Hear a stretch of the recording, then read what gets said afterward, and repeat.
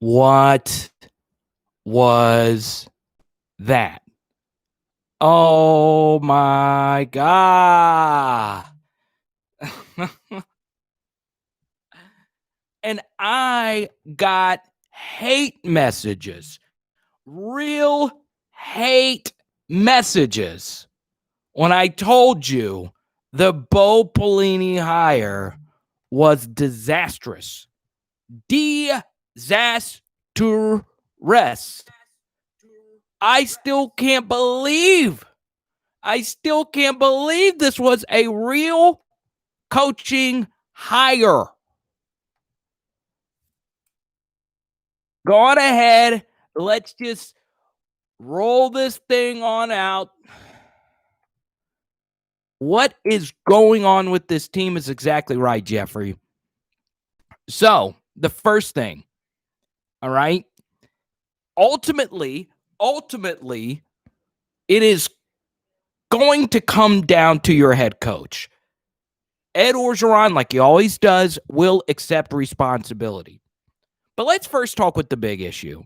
And you guys know way more about this than I do because this is easy. Anybody could see this. The defense is horrible. And when I said months ago, when during the defensive coordinator search, to not just hurry up and hire Bo Pelini, because guess what?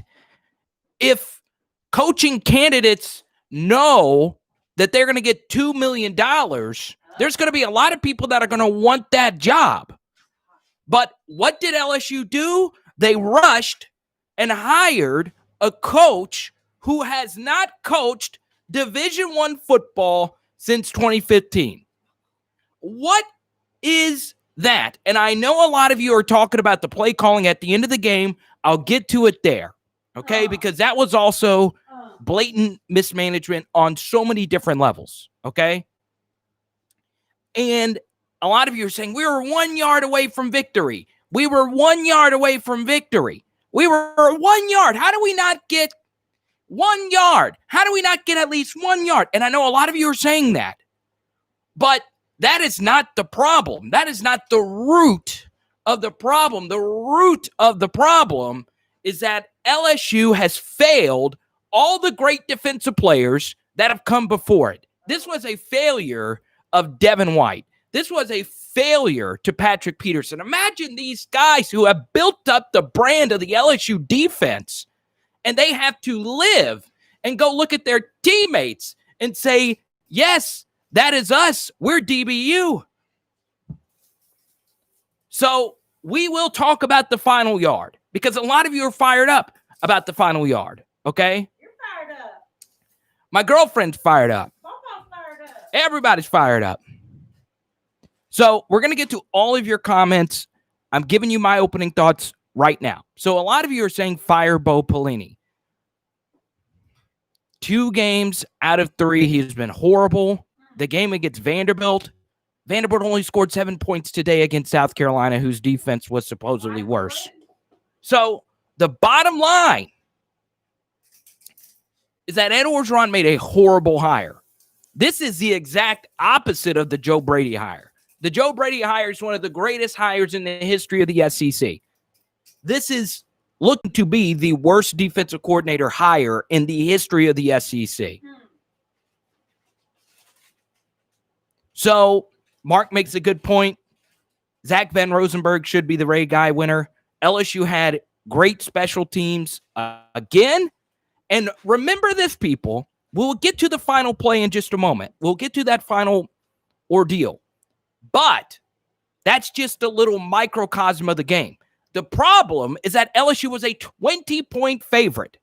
And this just happens to be the second time as a 20-point favorite LSU loses just in 3 games. This is the first time LSU has ever been 1-2 since 1994. So that final yard did not determine that. The truth still remains the same. LSU not only was horrible on defense, Missouri, like Mississippi State, tried to give the game to LSU with the muffed punts and the fumbles. LSU got turnover luck. And let's be honest, this game should have been in Baton Rouge. And playing this game at 11 in the morning on the road, like I said in the pregame leading up, was going to be a problem, especially if you just got done playing on the road. And I told you that in our pregame video yesterday, that going on the road in back-to-back weeks historically shows that you could lose focus on defense historically. But like MT says, who cares if this is on the road? This is Missouri.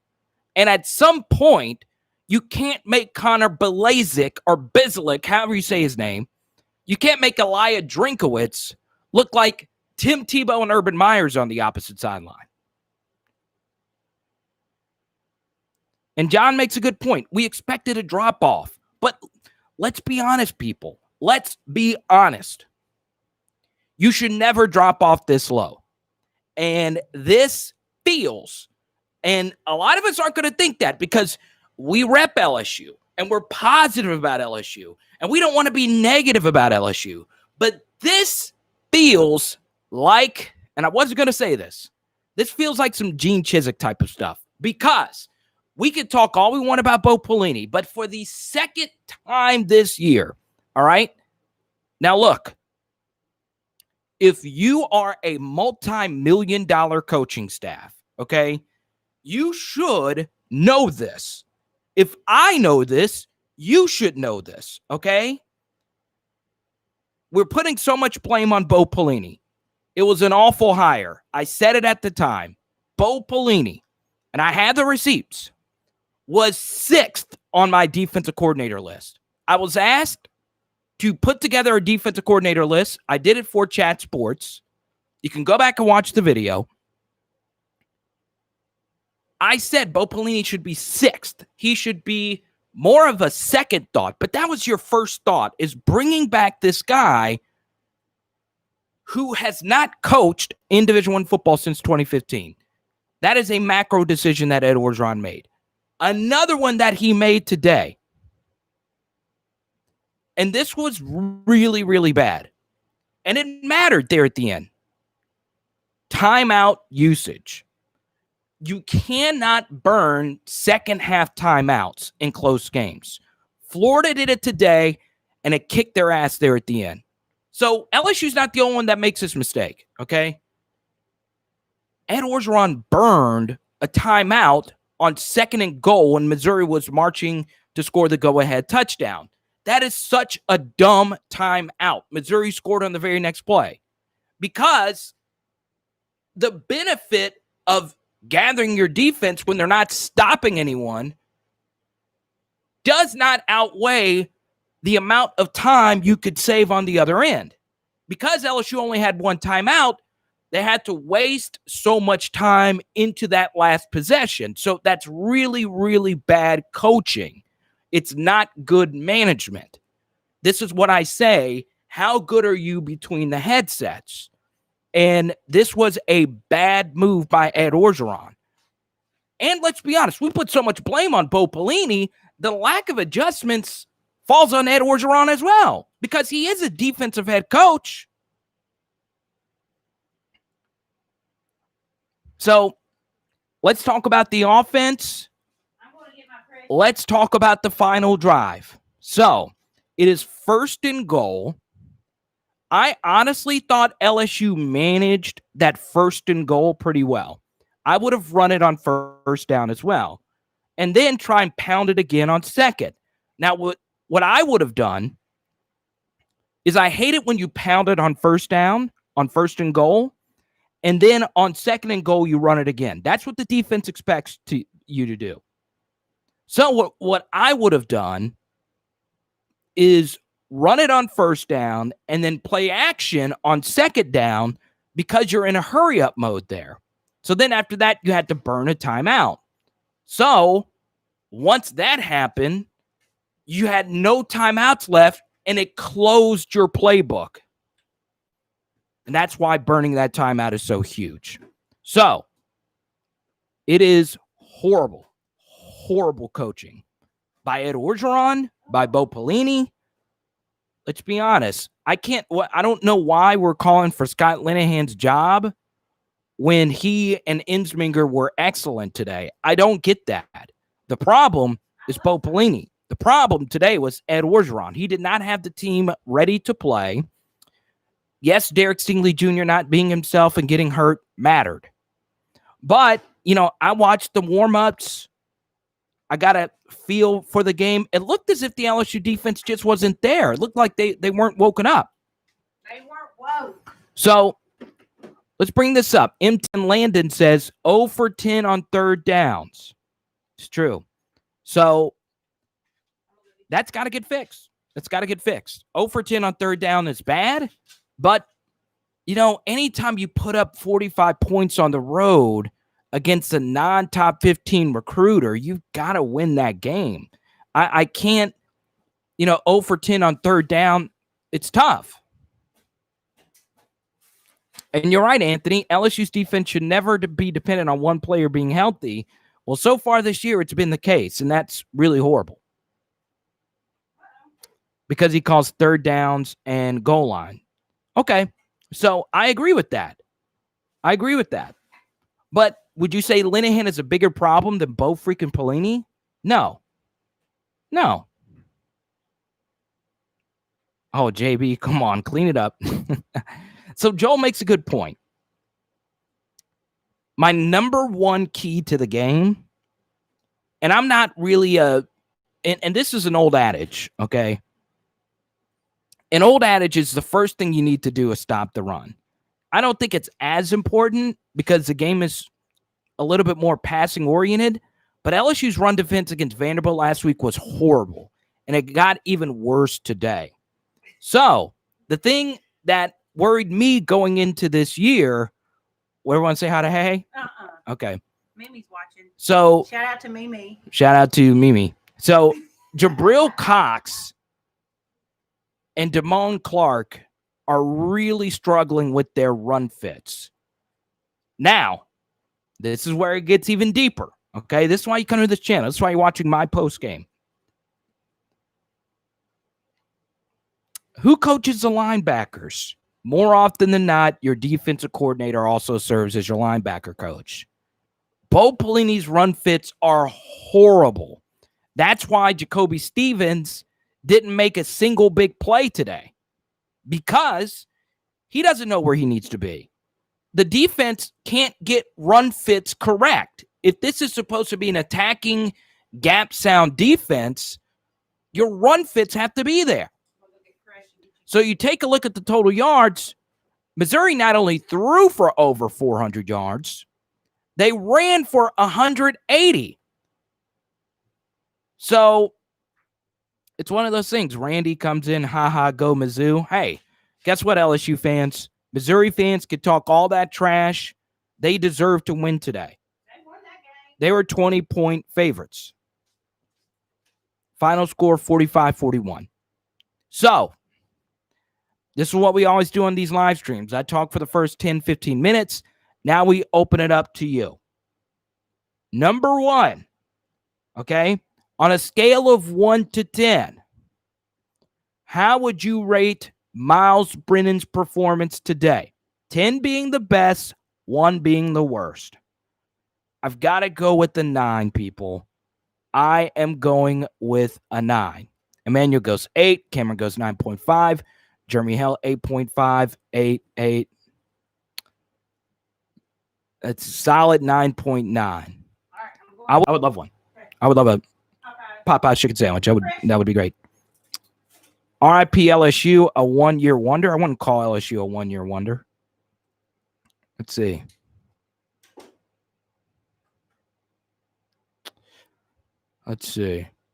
Wow, you would never have expected this as a Mizzou fan. Hold the champs at first and goal in the 1. Respect LSU, but wow, yeah, you got to pound that in. So you also got to ask another question. Not going to lie. John Emery Jr. didn't look like he did. He looked a little out of it. Dropped the pass. Just didn't look all there today. And I'm not going to lie. there's a lot of stuff going on personally with his family's battle with COVID. So, I totally get him not totally being there, but he's LSU's best back. Ty Davis-Price was fine today. He doesn't hit the hole as hard as Emory does. And Chris Curry looks so far ordinary. He doesn't look great. Some expected Clyde Edwards-Helaire type of breakout performance. He was okay. He just looks ordinary to me. It's not a knock. He's a good back, but I don't think I would start him. I think John Emory Jr. needs to be your guy, but this wasn't Emory's best performance today. And it wasn't LSU's best overall performance on offense unless you're Eric Gilbert or Terrace Marshall. So we'll see. But ultimately, Myles Brennan gets a good 9 from me. Showed a lot of moxie. He was very accurate. Pass protection was very good today. He deserves it. So let's go on ahead and show our guy Terrace some love. On a scale of 1 to 10, how would you rate Terrace Marshall's performance? Just to make sure you guys are rational. 1 to 10, 10 being the best, 1 being the worst. How would you rate Terrace Marshall's 20 out of 10? So one of the best LSU receiving performances you'll see, because LSU really needed it, 11 catches for 235 yards and 3 touchdowns on 15 targets, 21.4 yards per catch. Eric Gilbert had 6 catches for 97 yards for 1 touchdown. Kayshon Boutte, 5 catches for 49 yards. So Terrace Marshall was a beast. Now, Lindsay asked, if Bama and Clemson lose tonight, are we back in it? No. Because then, if Clemson loses tonight, Miami will be in pole position. Clemson's not going to lose another game, even if they lose this one. LSU's out of it. LSU is out of it. So forget the playoff. You got to worry about, winning you got to worry about winning 4 games now. Because someone who knows way more about football than I do brought up a very interesting point, and he was a good friend of mine when I was in school. Brandon Taylor. You remember Brandon Taylor? Do you guys remember Brandon Taylor, one of the great LSU safeties? So, Brandon Taylor made a very interesting point. Okay? This is LSU's worst team left on the schedule. Missouri is the worst team. Ole Miss has looked good. Arkansas beat the team that kicked your ass. Auburn, they haven't looked too great, but they're experienced, and you got to play them on the road, and that game will be the 6th straight game in a row you're going to play. South Carolina looks really good. I bet South Carolina. That was my lock of the week. Them covering and the over. Both hit. South Carolina looks way better than you do right now.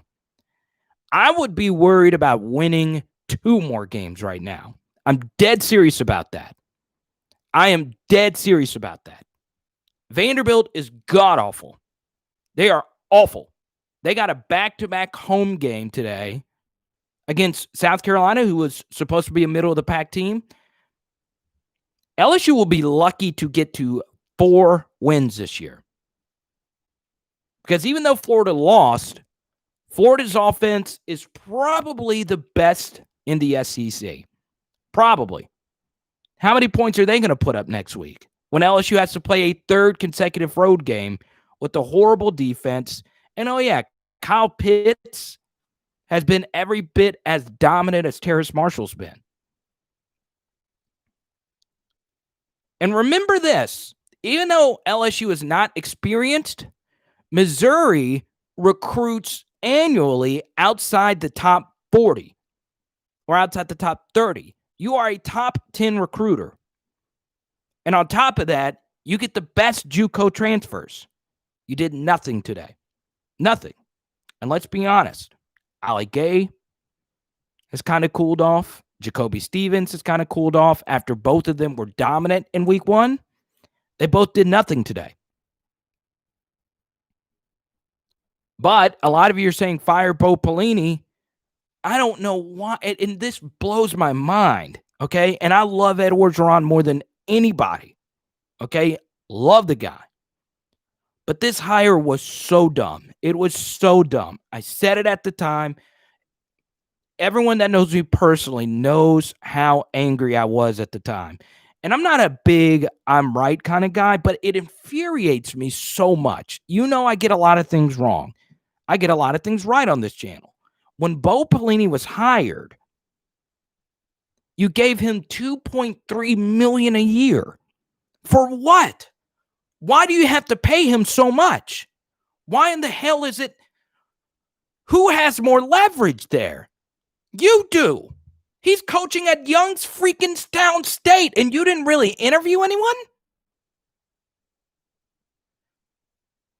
And something else that fires me up, okay?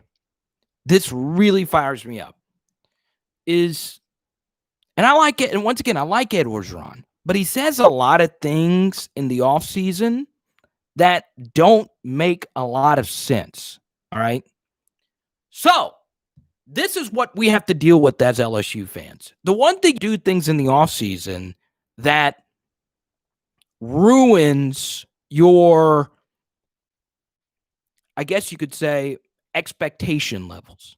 So, what was the quote we heard repeatedly this offseason? That the day that Bo Pelini walked in, his defense was already better than Dave Aranda. I have been sent that quote by everybody.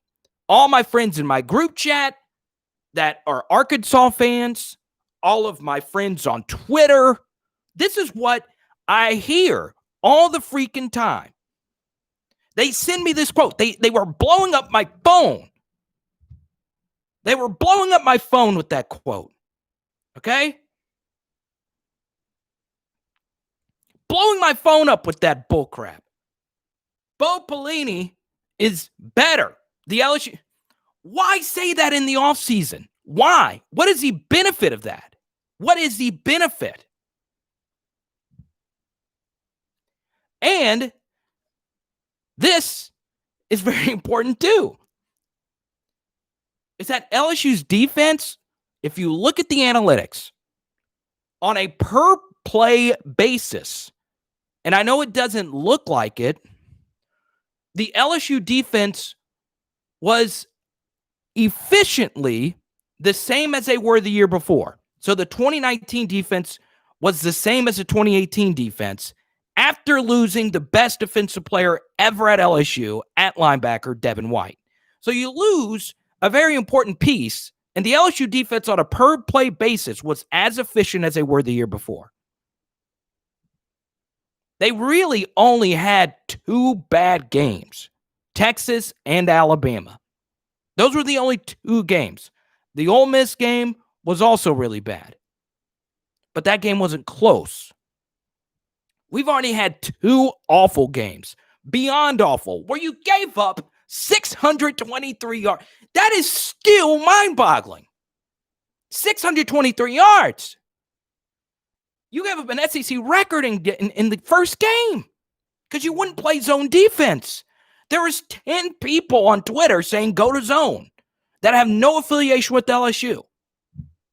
And you're getting paid $2.3 million. $2.3 million. CUNT makes a good point. It looked like a Big 12 game.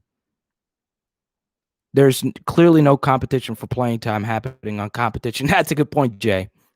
So, on a scale of 1 to 10, how would you rate Bo Pelini's performance? On a scale of 1 to 10, 10 being great, 1 being the worst. 0, 1, 1, negative 1,000.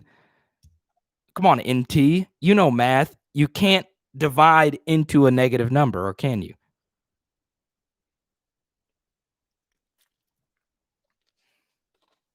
Negative 0, Gabe Soto. Okay, Gabe Soto gave Bo Pelini a 2. How do you give him a 2? What 2? How do you give someone a 2? So who would have been your top candidates other than Bo Pelini? Hundreds of names are out there. LSU is the best defensive coordinator job in the country. It is the best. You get Ed Orgeron, who recruits defensive players better than anyone. The track record is there. So Charlie Strong was out there. Randy Shannon was out there. Chris Richard was out there. A whole bunch of names. I mean, those are just three off the top of my head. Hell, give Corey Raymond the job or Bill Bush. Hire in-house.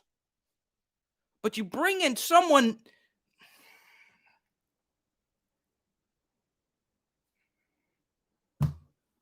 Reggie Herring. Alex Grinch would have been, I don't know about that. He's having a lot of trouble. I hire me. Honestly, let's be honest, okay? Defenses across college football have gotten worse. Even Saban's defenses aren't as good as they once were. With that said, you've got to be better. You've got to be better. Do you think they'll fire Bo? No, you got to run out this year. You can't, in the middle of a pandemic, fire a coach who's making $2.3 million a year. And I just got a message that my Joe Burrow cards came in the mail, so I'm pretty happy about that. That's the only good thing from all of this. -0. Luke says, go Tigers. Hey, the Tigers won today. Not 2 million, 2.3 million. And this is not Tua Tagovailoa throwing the football to Kyle Pitts and handing the football off to Bo freaking Walker. I say Bo Walker. Bo Jackson, Herschel Walker, whoever you want to name. So if you want to, let's get a little technical here. Jonathan says LB's watching QB and not the crossing route, so they're drifting towards the line instead of running with the crosser right behind them. It's happening over and over. So let me give you a few things Missouri did a great job of. One thing that they did do was a lot of pre-snap motion and misdirection. So Jabril Cox is not a thumping linebacker. He's a sideline to sideline guy. He's an anticipatory linebacker. So if you get someone going in one direction, you hit them back underneath. And Missouri did so many things, from jet sweeps to shovel passes to simple runs up the middle.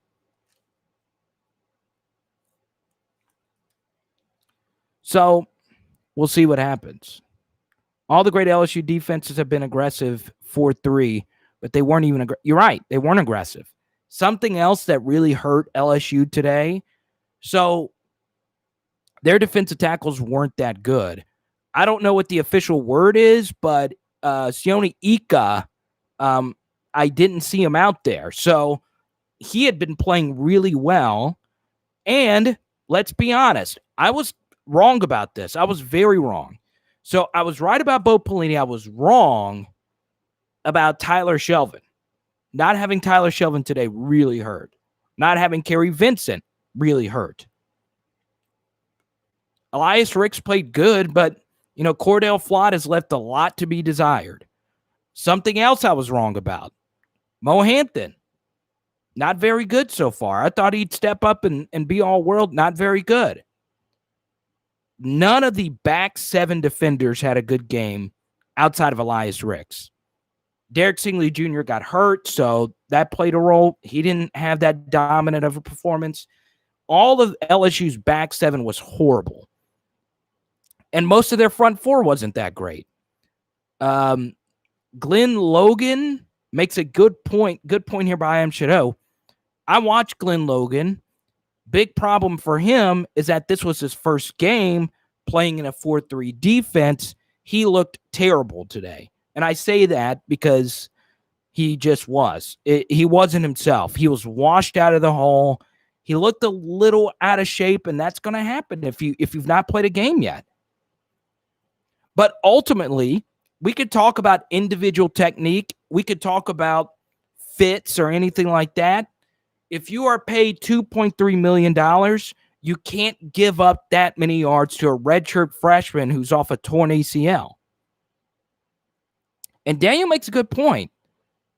I was watching the warm-ups. It looked kind of like the defense was just going through the motions. I mean, I thought a fiery guy like Bo Pelini would at least have his defense playing hard.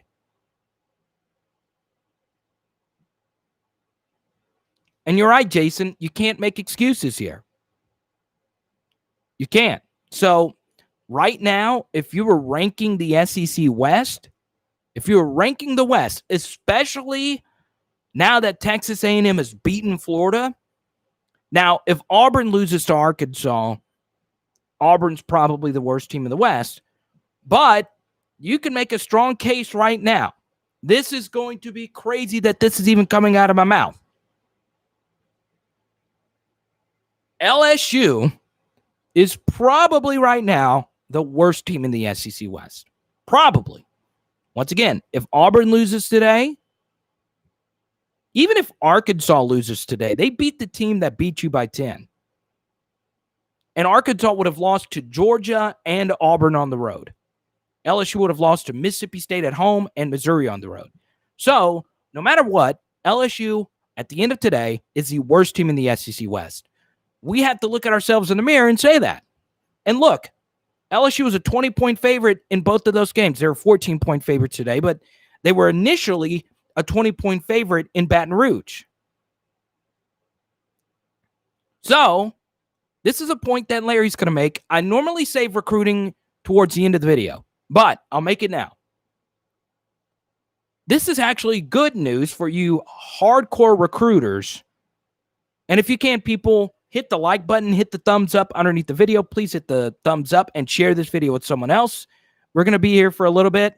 Ask me any questions. This is now your thing. But if you want me to address recruiting now, this is actually good news because Corey Foreman and Mason Smith watched that game and said, hell, I could play right now. And guess what? They could play right now. So, yeah. And Shadow, don't worry about Casey's one of my best friends. He's a Liverpool fan. This is good news for recruiting because if I'm Mason Smith and Corey Foreman, wherever I go, I want to play my ass right now. If they could have dressed out for LSU, they would have each gotten at least 15 snaps today. Exactly, Mr. Tron. No, that's not true. Top recruits want to come down. Hell yeah. Because the top recruits on defense watched that defense and said, hey, I could play right now. Remember how bad the LSU defense was down the line in 2007? Same thing. I was at that Arkansas game in 2007. LSU in that Arkansas game in 2007. Yes, Arkansas won. Yes, Arkansas played LSU. But guess what? Arkansas had a 4th and 10 in that game. And Casey Dick, who is the worst Arkansas quarterback ever, completed a first down to his fullback to keep the game alive. So right now, LSU is a bad football team. I said it at the time, and I'll keep saying it now. The Bo Pelini hire should have never have happened. And it's not just that it shouldn't have happened. It's that you didn't at least go through a search. Why didn't Eric Gilbert play in the second half? Injury. I think he was a little bit more banged up on that shoulder. And, you know, especially with the way he dominantly started the game, I would have liked to seen him play more in the second half. But when you get banged up like that, I kind of get it. So we'll see. Gabe says opinions on Linehan. I mean, they brought him here for third down and red zone efficiency, and they were what? 0 for 10 or something on third down and couldn't gain a single yard to win the game. So this brings up a good point. I am not a huge fan. So let's take a look. And I was going to do a video on this week, but I'll go ahead and do it right now. So who in the past 10 years, all right, let's take a look at the past decade, because the way football has been played in this past decade has changed so much year to year. Each and every school has changed philosophically so much year after year. Who were the two best assistant coaches LSU has had over the past decade? Dave Aranda and Joe Brady. What's one thing that both of them have in common? Well, they were both younger, innovative coaches. They weren't retreads. They were still trying to prove to the world that they could be great at what they do. When you get older, and this tends to happen, you have less to prove. Bo Pelini's already won a national championship at LSU. He was comfortable at Youngstown State. How many people were picking up the phone to see if Bo Pelini could come coach their defense or take over their Division I program? How many? 0. Answer this. How many people were chomping at the bit to get Scott Linehan's services to run their offense? And not only get their services, but pay him a near 7-figure salary to come run the offense. How many people were throwing out feelers? We need Scott Linehan. I mean, come on. 0. And that's what was really alarming to me. Okay? So, and Matt makes to me a very fair thing. And this is what it felt like, and I said it at the time. It kind of feels like a Cam Cameron type of hire. And this is probably a good message to a lot of us. Whenever you hire the good old boy network style, take a look at a lot of the older coaches that have been hired recently. None of them are any good. None of them are any good. Jason Garrett is horrible as the Giants offensive coordinator. He's a retread. He's a has-been. He hasn't called offenses in a decade. Bo Pelini's not called defenses in a very long time. It's a problem. It's a huge problem. And Shadow, this is one, and these new age offenses, it's different. It is way different. It's a COVID season. Cut Pelini now before next season. I don't have his buyout clause in front of me. Man, this was a BS called ass game by LSU for damn show. Ain't that the truth, Eugene? Trevez Moore needs more snaps at wide receiver. Which more are you talking about? No, calling a defense is no excuse. It feels out of the game for years. I would agree. Yeah, I'm not making an excuse for him. That's not the excuse I'm making. I'm saying that's why you shouldn't have hired him. Coy Moore. Who should Coy Moore play over? LSU's receivers were phenomenal today. So you have Eric Gilbert at tight end, Terrace Marshall as the other, as a wide receiver. So you have 2 other receiver slots open. Kayshon Boutte had a really good game. Should Coy Moore be playing over him? I'm not going to lie. I really like Jeray Jenkins. I think he's done pretty well.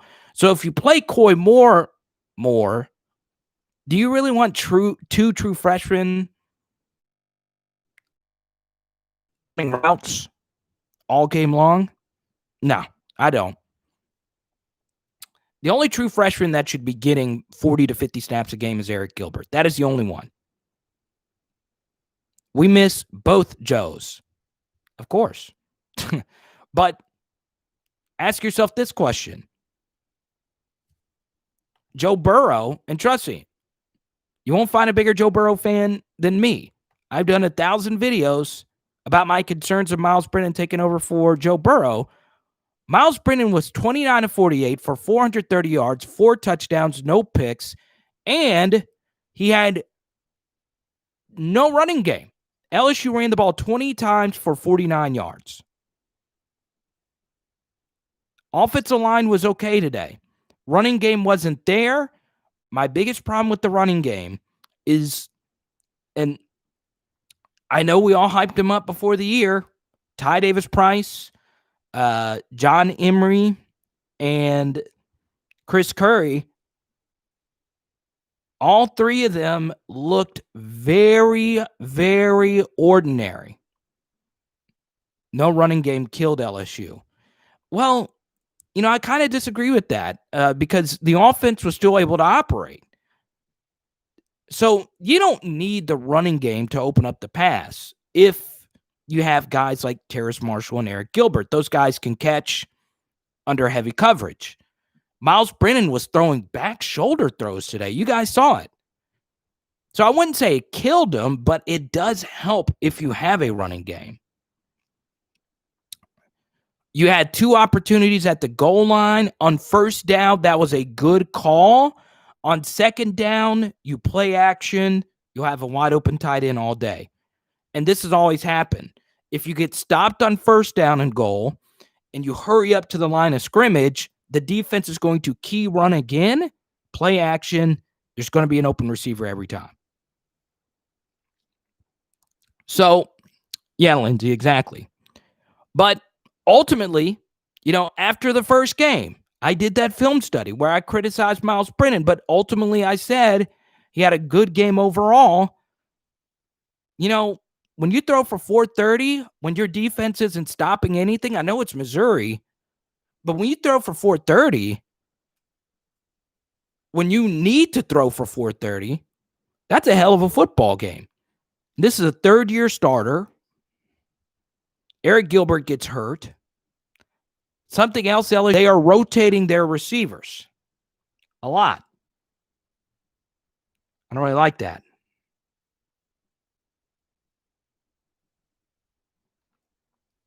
So we shall see what happens. Did Marshall break the single game receiving record? Did he? With 230 yards? Let's see, 235. What? Jamar Chase was 9 catches for 220 in the championship game. So 235 might be the record.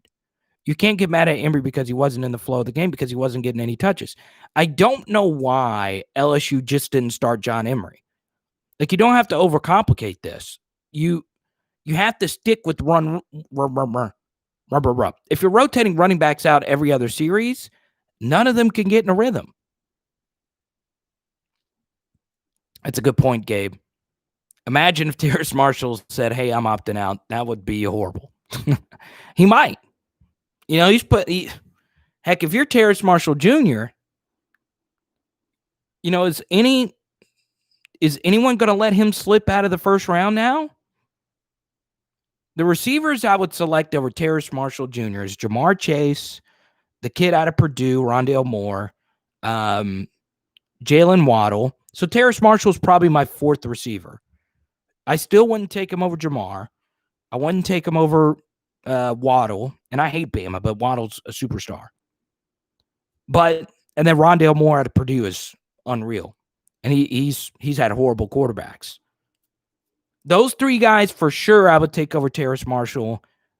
Maybe Juju Atwell out of Louisville. So yeah, I mean, Terrace Marshall, what else does he need to put on film?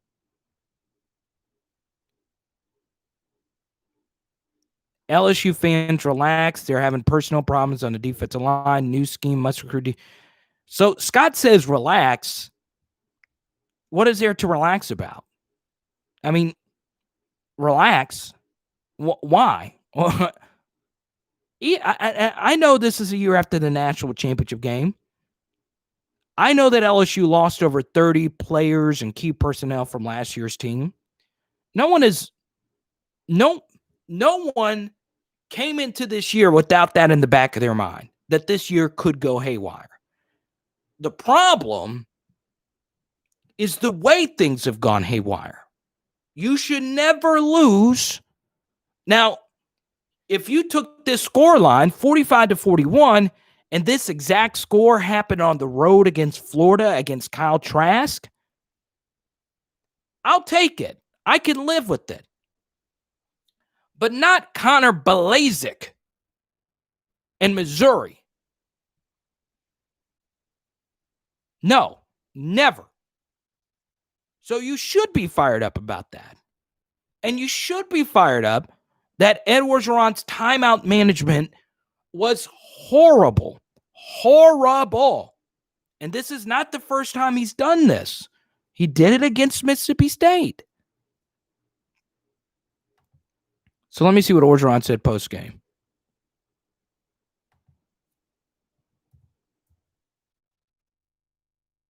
Now, I guarantee you I'm going to get called an Orgeron hater, but I'm not.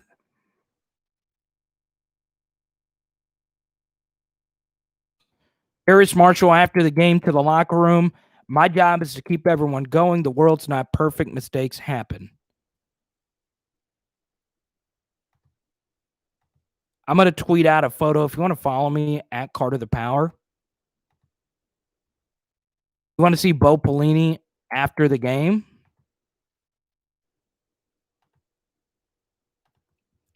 Look, I'll post a link right here if you want to see this Bo Pelini photo. My Twitter account's at Carter the Power.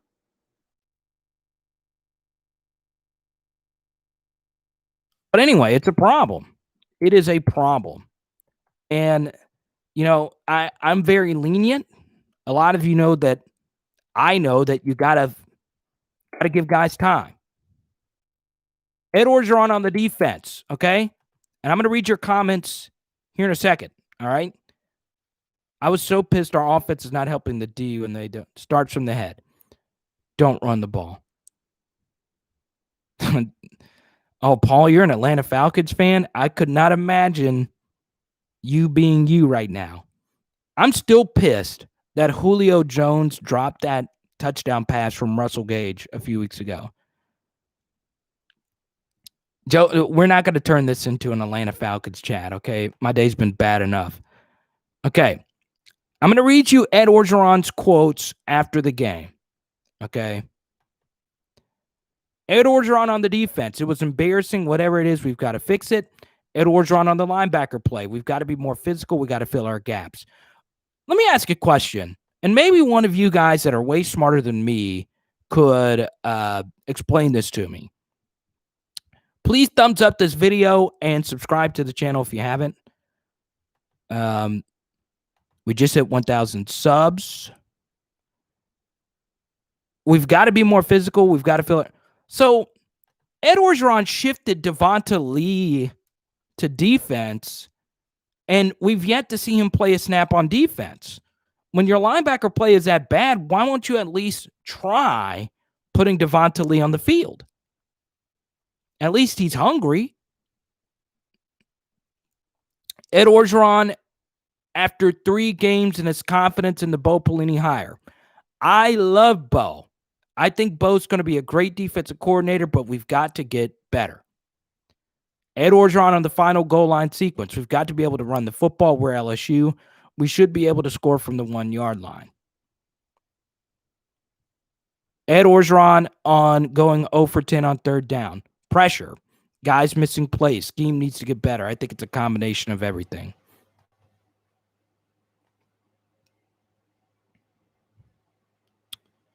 So anyway, follow me on Twitter. I'm at Carter the Power on Instagram, TikTok, whatever you want to do. That's fine. The 4-3 defense is not working. LSU needs to settle on 1 main running back and 3 main receivers. Totally agree with that.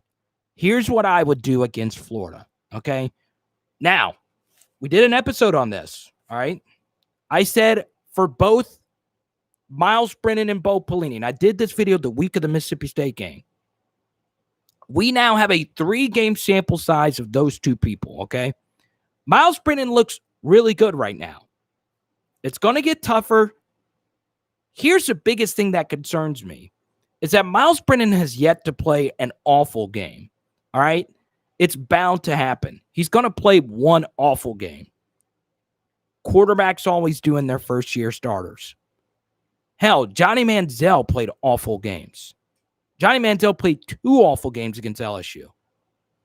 Great quarterbacks do. Joe Burrow and Cam Newton are unicorns. They played exceptionally in every game. Lamar Jackson's played bad games.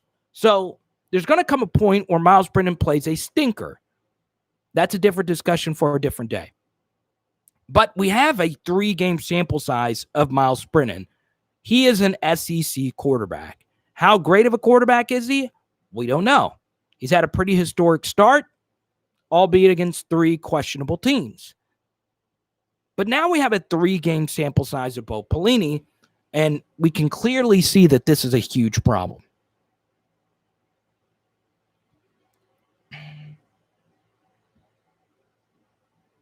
We have been terrible on 3rd down in every game. That's a good point, Carvis. Welcome, Carvis. Please hit that subscribe button, my man. Yeah, and that's an understatement. That is an understatement. And I'm not going to lie, guys. I actually have a stand-up comedy show tonight. I don't even want to go on stage now. I'm that pissed off. I'm just going to go up there and bomb for 20 straight minutes. I just wanted to get that out there. Wide receivers don't drop. Myles is 9.5. Exactly, Lindsay. That's a good comment. With all of our talent, I should just go on stage tonight and say, fire Bo Pelini, even though the show's not in Louisiana. Anyway. So do we fire Bo now or, hey, welcome? Is that who I think that is? Special DK? I think that's who I think it is. I can't really tell with the avatar. They're so tiny. Not gonna lie, we need to play our younger players since the season is basically over. Maybe so. What's up, Samuel Rogu?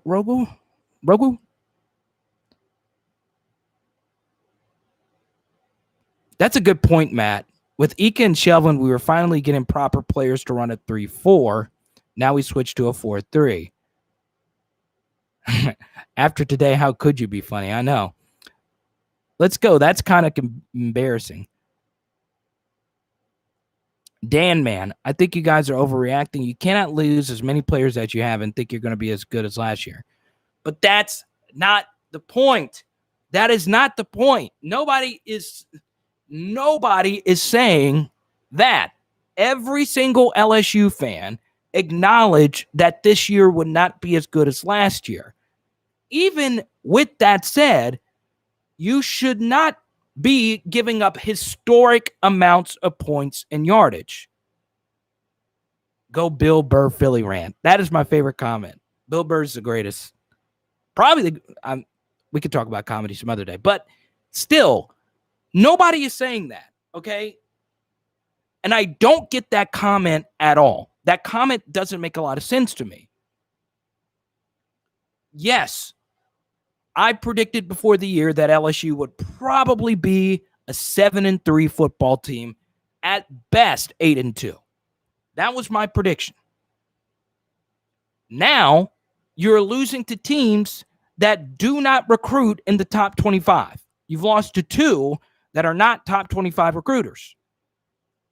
And not only did you lose, this is a schematics issue. How many touchdowns did you see Missouri score today that was wide open? Wide open. So I'm not calling you out, Dan Man. All I'm saying is that you are stating a fact that everybody has already acknowledged. But knowing that fact, it's still a show. Where are these high-class recruits at? Exactly.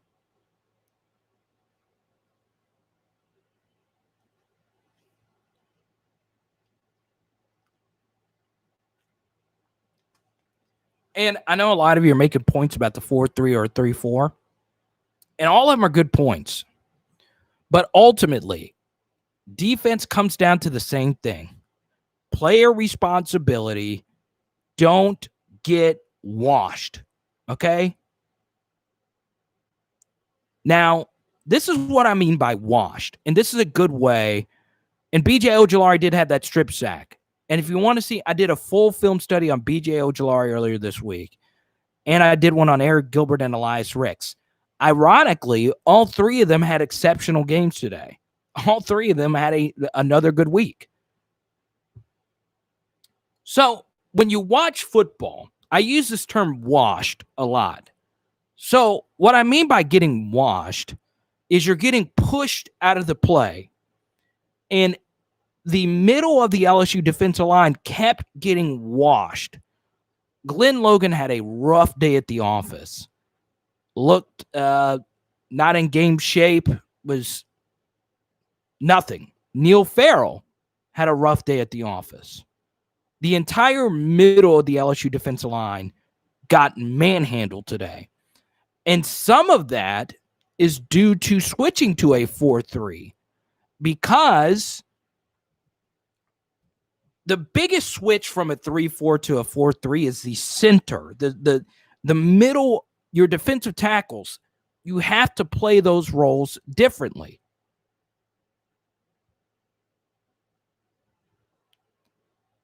Need to spend the week running suicides and sprints. So this is where this is going to get interesting too. Why is Torrey Carter playing tight end? Love the kid, but he dropped the ball in the end zone where we had to at least kick a field goal. That would have at least tied the game. That's a good point. So let's address that. So last week, I said Torrey Carter should play more. He got to play more today, and he missed an easy touchdown. It was a perfect throw by Myles Brennan. If you're playing tight end, you've got to make that catch. But I said Torrey Carter needs to play more so he can get the running game going. Well, the LSU running game didn't get going. Eric Gilbert was hurt. I think he was probably a little bit more hurt, which is why LSU held him back in the second half. Even then, that was a must-win game. LSU needed to win that game. Your season is over now. We're not going to have bowls. Everything is open. We can't run if the O-line gets no push. This LSU offensive line isn't as good of a run-blocking offensive line as last year. I will say this. This offensive line did a phenomenal job pass blocking today. I really do think that they pass blocked pretty phenomenally. So if I had to choose between an LSU offensive line that could pass block versus one that could run block, I'm going to take the ones that can pass block all day long. Whereas last year, LSU's offensive line was good pass blocking, but exceptional at run blocking. So we'll see. But their pass blocking today was pretty good. Something else was LSU's runs were pretty obvious. A lot of runs on first down when they're expecting you to run on first down. Welcome, Plum. About time. Good to see you, man. Bro, we suck. You were right about Pelini. Myles was looking really good, though. Can Cole Taylor not play if your offensive game plan is just to have... Yeah, but... Yeah, Cole Taylor would have caught that ball. That's a good point. If we beat and win out against Florida, Bama, no chance. No, you're out. LSU's out. Even if you win out, you're out. If you were going to be bad, this is a year to do it. Exactly. Thanos! Awful display defensively. So, we're at the 1 hour mark. We do this for every post-game live chat. It's time to do a subscriber shout-out. So, tell me where you are watching from. Because we got 150 people in here. I want to know where you're watching from. I like to see how big and wide the LSU Nation is. And we'll get to your question soon, James. Let me know where you're watching from. I know Plum is in Lake Charles. Gabe, where are you in Texas? Scott, Louisiana. Romeo in Brooklyn. We have a lot of New Yorkers, man. I was supposed to move to Queens. Oh, you're in California? Okay. Boston, Castle Rock, Colorado, Baltimore, Nashville. Okay. Canada. I hope you subscribe, Canada. Shreveport, Charlotte, Los Angeles. We have viewers in Spain, Bakersfield, California, Raleigh, North Carolina, Covington. You know, I don't have many subscribers from Covington. Houston, Texas, San Diego, Kansas City, Missouri, South Carolina. I always lose viewers when I do this, but I like to do it because this is as much about you as it is about me. Pensacola, Huntsville, OKC, Vegas from Mandeville, Springfield, Missouri. Welcome, Will.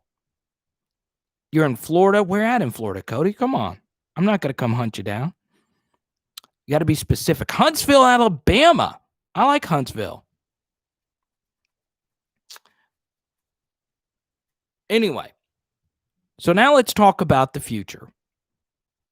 Recruiting. That seems to be a very popular question. Recruiting is going to be just fine. If you recruit in the top 10, or you aggregate a top 10 recruiting class, you're always going to be fine. LSU is recruiting in the top 10, not only in 2021, but in 2022. LSU's going to have a loaded class these next 2 years. LSU's fine. Also, LSU's done a really good job on the JUCO market. So, Bidori Traore, he was a backup last year, but he contributed. Ali Gay had an okay game today. Actually, didn't have a good game today, but he's been pretty phenomenal thus far. Jabril Cox has had a rough last couple of games. Liam Shanahan. Recruiting's going to be fine. Don't overreact to recruiting. Remember, in 2018, LSU had the 15th ranked recruiting class. That class also had Terrace Marshall Jr. and Jamar Chase.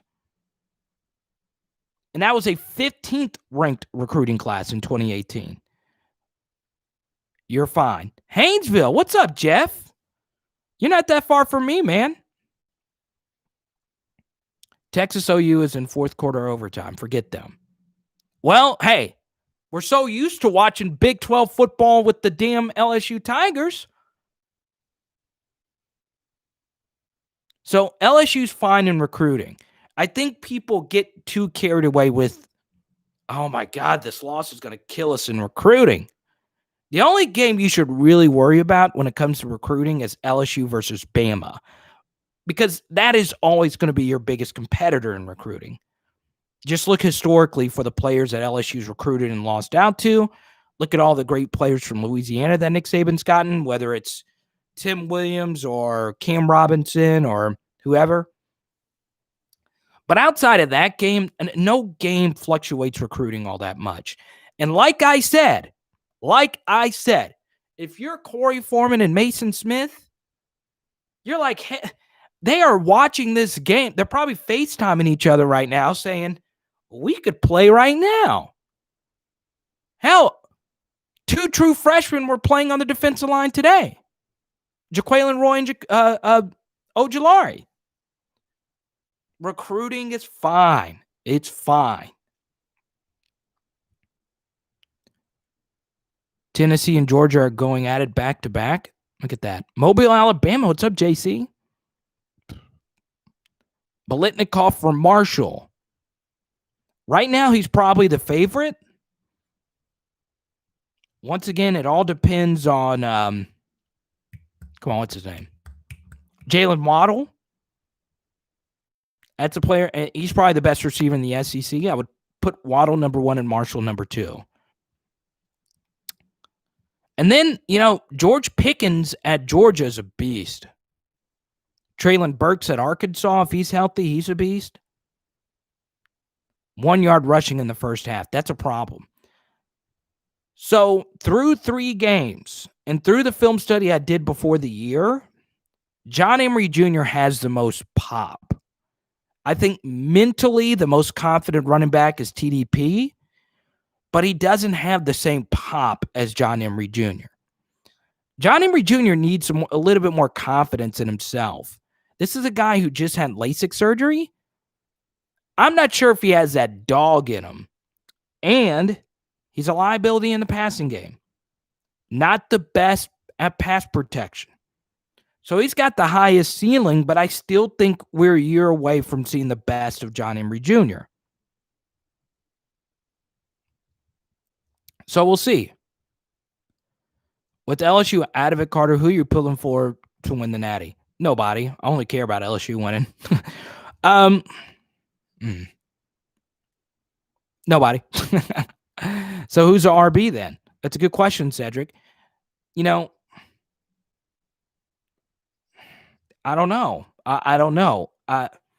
What I would do, because here's a mental here's a mental message you send John Emery Jr. when he thrashed Vanderbilt. Is, hey, you thrashed Vanderbilt.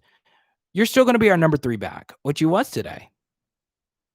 Next year will be much better, hopefully. So we'll see. Do you think the problems on defense are player-wise or scheme? If I were to put a percentage, and that's a good question, Lawrence. Where are you watching from, Lawrence? I'm curious. It is a little bit of both. I would put it 70% coaching, 30% scheme. Mississippi State, how bad that got, that was 80% coaching, 20% players. Maybe Missouri's offense takes a different step after this game. But one thing that will be interesting to see, how will Missouri's offense look these next few weeks? Because we saw in Arkansas down 10-0 early. So we'll see. Vacherie, St. James Parish. Let's see. Let me read this comment here from Tyreek. Where are you watching from, Tyreek? I know you talked about how recruiting class in the top 15 will be fine. So does it go by player development or coaching or both with the future of this team? Player development's fine. Coaching is a problem. Scheme is a big problem right now. But we'll see. You know, we talk about player development. You know, Kayshon Boutte had a really good game. So you have 4 true freshmen playing at an extremely high level right now. So player development's fine. So it's scheme. I think it's mostly scheme. I really do. Cliff makes a good point. You should be pissed. I don't mind losing. And here's the thing. I don't mind losing. I don't mind losing. Okay? There's going to be bad years. It's losing to Missouri and Mississippi State that's the problem. You should not be losing to these teams. I don't care how many players you lost the year before. You should not lose to both of them. Lose to one of them makes sense. Lose to both of them, so that's a problem. Danos makes a good point. Ask yourself this question. If it's scheme or whatever, why were there so many wide open touchdowns? I mean, ask yourself this question. So let's go back. All right. Even in the bad games, Dave Aranda, if you go back and actually rewatch the games against Texas and Alabama, those are the 2 bad games. Ole Miss was bad. That was a week after Alabama, back-to-back road games. That's something else that does play a factor into this. When I did my preview, I knew a lot of you would bet LSU minus 14. A lot of suckers played that game today. And I don't mean to call you a sucker, but it's a sucker play. So what Vegas did, LSU was a 20.5 point favorite. The line shifted 6.5 points to where you're like, okay, I'm definitely going to bet LSU. You got to be careful when you play back-to-back road games. Because with all this extra COVID testing, and even if there's not COVID testing, it is hard to fly back-to-back weeks. So that's a problem. So now you got to fly again the next week. And your defense is dog-tired. We don't know how bad of an injury Derek Stingley Jr. has. If for some reason Sting can't play against Florida, you can't unlock my bank account more than for me to bet Florida next week. The over-under line is going to be set at 80 next week. I guarantee it. And Austin, I'm not saying that was the reason. My point is, oh, come on in, Presh. Hey, everybody. Do y'all want to come on my live stream? There's 120 people on it. You want to come say hi? You want to say hi? There's a lot of people. You want to say hi to my little friend? You want to say hi to Presh? You want to say hi? My baby. Y'all needed to see someone pressure. Buka, you want to get in there? Go say hi, Buka. Look at this. Hey, Buka. Here's a card. Oh, we got a card? Yeah. Let's open it. You want to open it? Can you get some scissors? And here's your I got a Popeye's chicken sandwich. Look at that. Got it for you, Presh. Everybody say hi to my friends. Presh, thanks for bringing my chicken sandwich. There you go. Everyone, tell them what your name is. Collins and Aniston. There we go. I think these are my Joe Burrow cards. Y'all want me to open these right now? Going shopping. Y'all going shopping? Hand me those scissors right there. Thank y'all. You see, these are my first ever guest on Power Hour LSU. You're the first ever guest. Upstairs. Will you hand me those scissors, baby? Yeah. Yeah, Bernie's upstairs. Honestly, Popeyes is a move tonight. Exactly. Thank you, man. You want to see these? I just got these in the mail. I like giving stuff away. I might give these out. If these are my Joe Burrow cards, I'm not sure if I can give these out. Okay. Oh, look. Hey. Y'all going to be shocked when I tell you how much I got. Yeah, those are my friends right there. Those are my girlfriend's little nieces. So let's see what we got here. It is the GOAT. Emory and TDP need to step up because Curry's not doing anything. John Emory Jr. is not going to transfer. I don't think so. Pelini's buyout is $6.9 million. So here we go. Card number 1. Joey B. What y'all think about that?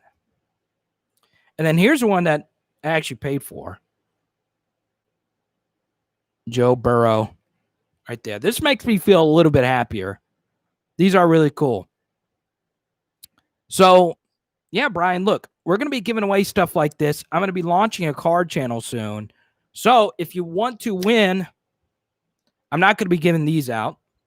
But, like I said, if you watched our preview video, coming up, we're not only going to be giving out one of the greatest LSU linebackers of all time,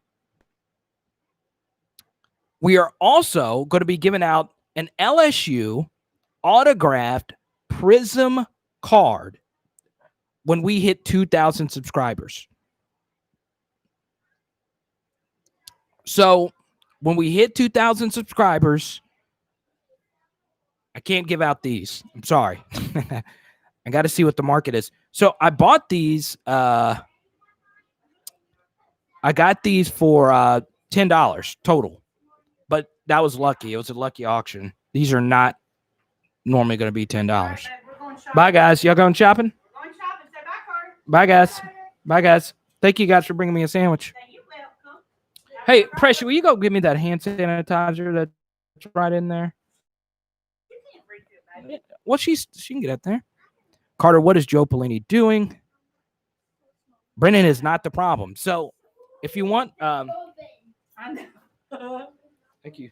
If you want to know the truth, is Myles Brennan. That's actually the biggest takeaway for me today, is that he looks like the real deal. Now, we'll see how he does against Florida or against a more complicated defense. Something else that I'm going to be interested in And we'll talk about this in a second, Lacola. When I rewatch this game, something that's going to fascinate me is how many times did Myles Brennan look off a receiver? So we'll see what happens there. Austin says he's drinking heavily tonight. I wish I could, but I'm telling jokes. I think show's in Little Rock tonight, so I'm excited. Little Rock, Arkansas. Florida defense sucks. Let's see. Florida's defense does suck. And Florida also played a road game. Bye, Press. You want to say bye to him? Tell him bye. Press, you want, come on, get in the shot. Tell him bye. Bye, My Press. baby. And then you want to say hi to Buka? Bye, guys. Bye, everybody. Booger's down here. She wanted to come down, okay? Bugger could come down. Yeah, that's fine. Say we love you, baby. Who's calling the third down plays? Hey, Brian, Shreveport. Hit me up, Brian. I go to Shreveport pretty often. I haven't gone since the pandemic. No, my sandwich. Let's see. There we go. This stream is therapy. Thank you, Romeo. We're just hanging out. That's all we're doing. But you are right. Guys, I want you to know this. You have a right to be angry. Bye, Thanos. Good to see you, man. This looks like a Joe Burrow Thanos card. I'm just excited to have these. These make me feel a lot better and seeing my little nieces. Bye, Cody. We'll see you, man. Hit me with the subscriber. We'll be here for a little bit longer. We have a right to not lose to Mizzou. Yeah. So this is how I feel. Okay. I don't mind if LSU's defense had played great in week 1 and had this happen today, I would be a little bit more lenient. But we saw today that Vanderbilt sucks. They suck really bad. So, against two reasonably coached, two reasonably talented teams, LSU was horrible. And this is what I was talking about with sample size. Sample size matters. LSU had 3 games against mediocre to bad teams. The LSU defense was really good in 2 of those. And even in the loss to Vanderbilt, there were some alarming signs. Oh, you're saying bye to the nieces. They're wonderful. They make me very happy. I didn't think that they would be coming over today. Third down and goal play was to Marshall was a good. It was a good call. I think that was more of a better play by Mizzou. What I would have liked, though, is that ball not be designed to go to Terrace. I would have rathered the second option because they're going to be keying in on Terrace Marshall. This is what we discussed in the film study last week. Defenses know who your red zone guys are. So they're going to key on that guy. And that's the point I'm making, Tommy, is that we have a sample size now of the LSU defense being horrible for 2 weeks. Horrible. So because of that, we've got to have some real discussions about this defense.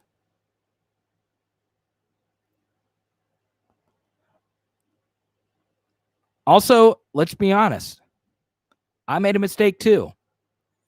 I said leading up into this game, the Missouri game has already been won. Now, what I meant by that, and some people are saying bad things about me by saying that, what I meant by that was LSU got a big break playing this game at 11 in the morning. Turns out maybe it wasn't a big break. Defense looked like it didn't even wake up.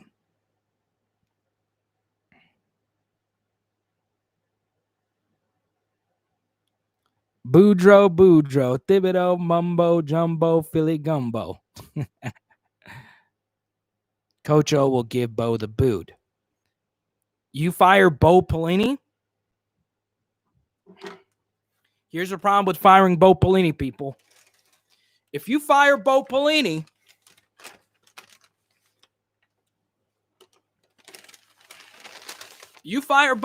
guess what happens? Dude, we lost. I know. That's my point, is that I screwed up.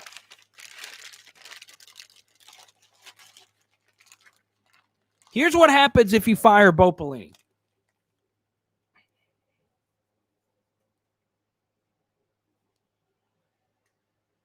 Oh, damn, dude. What happened at the end of the Texas-Oklahoma game? For some reason, Fox doesn't even come in on my TV. 2020 Joker, 2020 LSU Tigers. What happened to the LSU defense? OU won by 8 in fourth overtime. Nice. I hate Texas. So, I'm sorry, Joel. I screw with Joel all the time. You also got to remember that life oftentimes is about perceptions, about perception. Okay? Keep this in mind with the word perception. These college football coaches have legit the best jobs on the planet. Okay? The gap between what Division I coaches get to do compared to non-Power 5 coaches, compared even to non-college football coaches, the gap between how much they are paid and how much they are compensated has always been up for debate. It's always been bad optics, okay? When these educational institutions struggle to fund themselves, and even though LSU's coaching staff is all privately funded by Tiger Athletic Foundation and all that, LSU, on average, okay, and this is according to studies released, donation receipts, I think, from 2017. I don't remember the exact year. But LSU gets more athletic funding than academic funding every year. Believe it or not, LSU is the only SEC school where that happened, and this was a few years ago, okay? The problem, and this is a huge problem, if you fire Bo Pelini, which looks like it might need to be done, his buyout, according to one of you, I don't have his buyout number in front of me. No matter what, it's going to be really high. In the middle of a pandemic where you have no fans and revenue across college athletics is drastically decreasing, you're going to fire a guy and just pay him $6.9 million to just leave?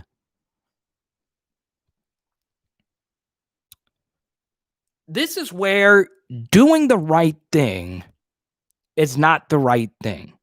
Okay? Bo Pelini might get better. We still have 7 more games left to go. He might get drastically worse, which I don't know how much worse he can get.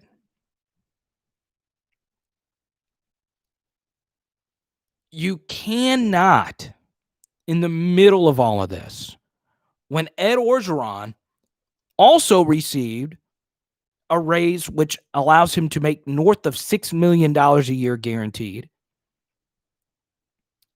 the guy that he hired, remember, there was not really a search. There wasn't really a deliberation about this. This was mostly Orgeron, okay? There wasn't a search firm. There wasn't really a discussion. It's kind of weird with LSU because you have a lot of coaches on staff that wanted that defensive coordinator role. This was something else that I brought up at the time. And it's kind of coming true, and I didn't want to bring it up because it gets a little personal. You, for years, had a great defense. LSU's defense last year against Clemson, against Oklahoma, against Georgia was pretty damn good. So you have a guy like Corey Raymond, who has publicly said at some point he wants to be a defensive coordinator. Bo Pelini comes in. Bo Pelini's not necessarily the most friendly guy in the world. This guy comes in and gets a $2.3 million contract. That number is significant because you're paying him as much as what you were paying Dave Aranda. So this is going to be a problem. If you fire him, you've already caused some friction.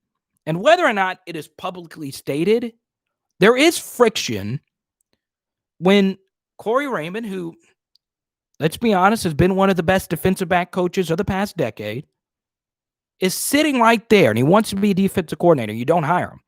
How do you think he feels that this guy comes in and does as bad of a job as you possibly can? You fire him, but in the middle of all this, with no revenue basically coming in, you got to give him $6.9 million to just leave. LSU stuck, people, unless, and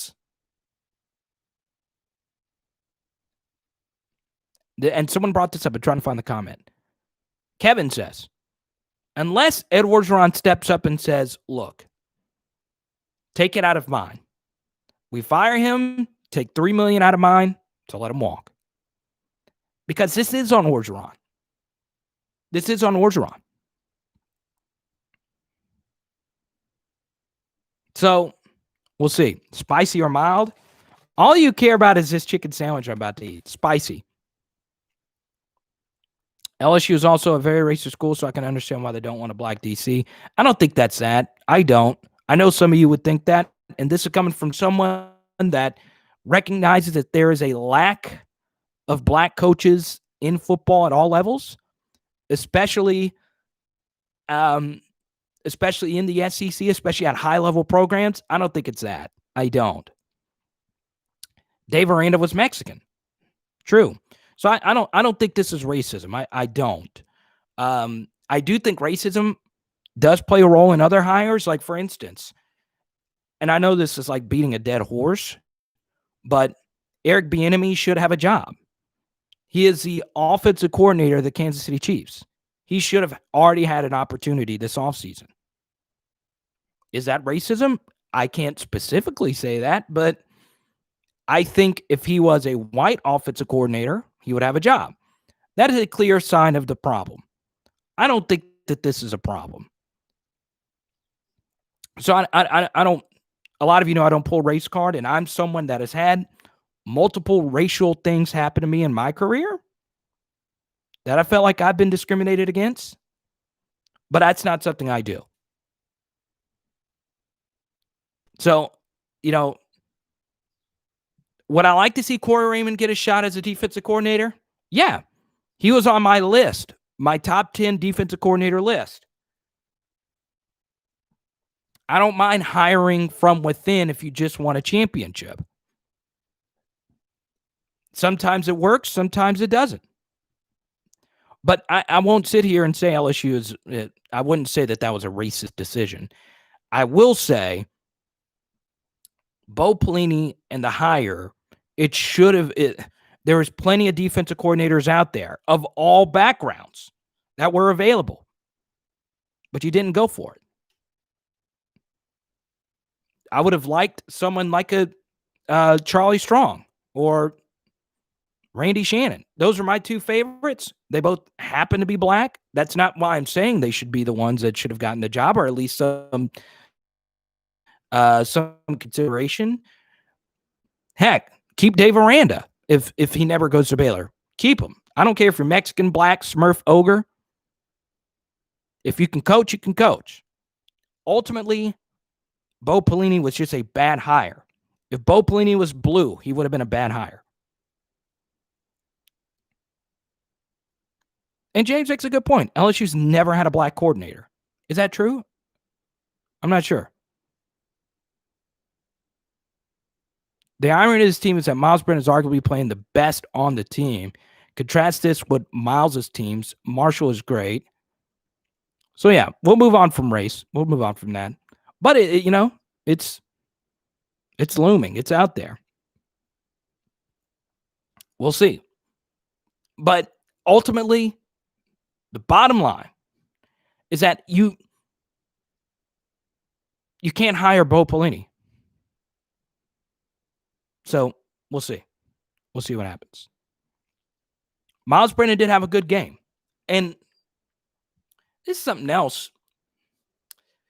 I think, and this is where it gets really fascinating. Myles Brennan had a good game. Something else that should be stated is that they rotated a lot of receivers in. And LSU rotated personnel a lot. You contrast that from last year where they played the same receivers. I mean, Myles Brennan's playing really good football right now. I think both games are a little out of date. A lot out of date. I remember when Myles Brennan was the one thing we were worried about.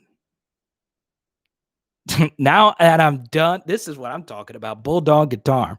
Now that I'm done shotgunning most of my beer in my fridge, I'm ready to listen to Carter talk about football. So I'm going to bite one bite of this Popeye's chicken sandwich.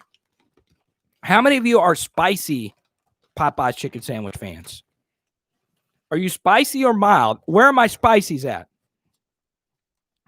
If you're a spicy guy, let me know. That's so good. Spicy all the way. I can't wait to hop in a car and drive 2 hours and tell jokes tonight.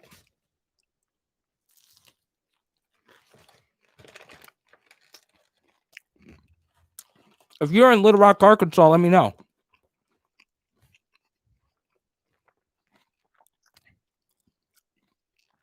Come on, Brian. Brian, you've had some of the spiciest takes in this live chat, and you say you're a mild guy?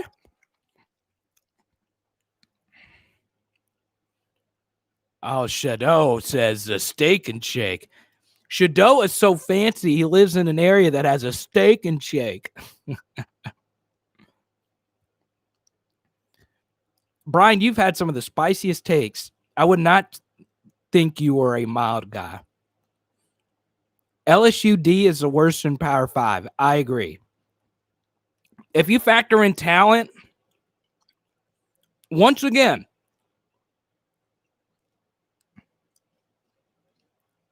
got to see your showtime. Oh, you want to see me do a show? Where are you at, Cody? I'll come do a show. I'll come do a show there. I suck at stand-up. I've not been on stage in 3 months, and I'm going to go up there and suck.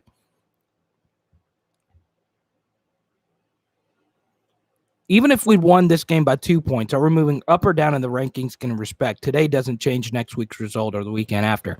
That's a good point. So now, and maybe this is a good discussion to have. Yusha from Ukraine. Now that we know that Florida's defense is bad, and we know Myles Brennan can fling it, as long as Terrace Marshall Jr.'s on the field, LSU's going to have a chance. There are 3 players that LSU cannot lose. Only 3. Myles Brennan, Terrace Marshall Jr., and Derek Stingley Jr.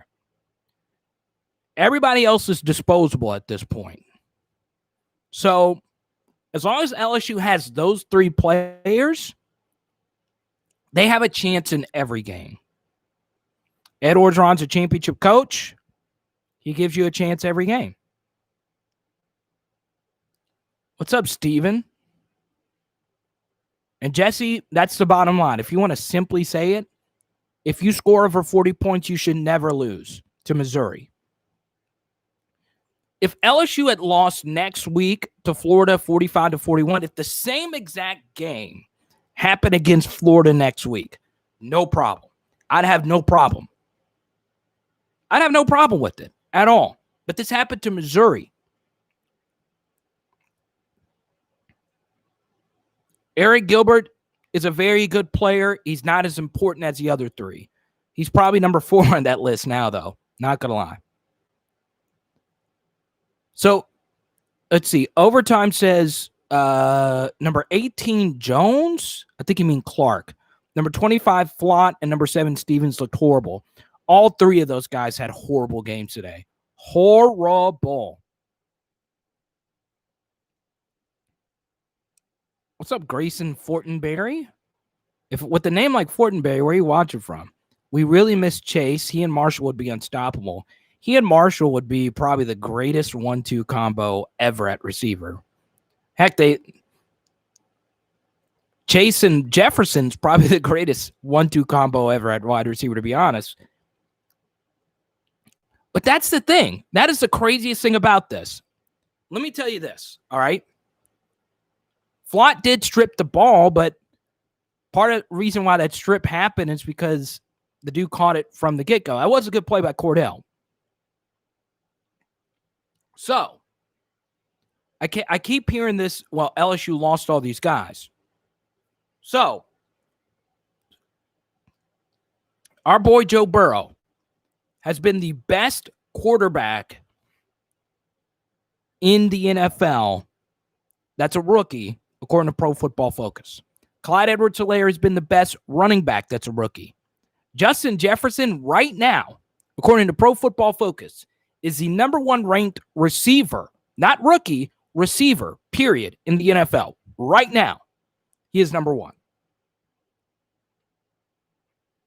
Joe Brady has been incredible for the Carolina Panthers. Damian Lewis, incredible for the Seahawks. All those guys are doing well. What if I told you that LSU, in a loss, would score 34 and 45 with a better pass rush from the year before, but you still lose 2 games? That's coaching. When you put all of those things together, that's coaching. That's my point, James. Those players aren't helping LSU, but you're still scoring a lot of points. I'll be in Russia next weekend for my girlfriend's birthday. I'm looking forward to it, James. If you're there, hit me up. Let's see. Defense has no heart. I agree with that. Gilbert's stock is rising. Here's the truth. I had a text from an NFL scout today. If Eric Gilbert was draft eligible after this year, there would be some people that would take him over Kyle Pitts. Now, I wouldn't be one of those guys, but, you know, Eric Gilbert's a freak of nature. Let me take another bite. Winning games is more important than scoring points. No, that's what I'm saying, James. I'm agreeing with you that you should still be winning games when your offense is still really good. Johnny Manziel sucks. I agree. Scott kind of sucks. Offense has been moving. We'll see.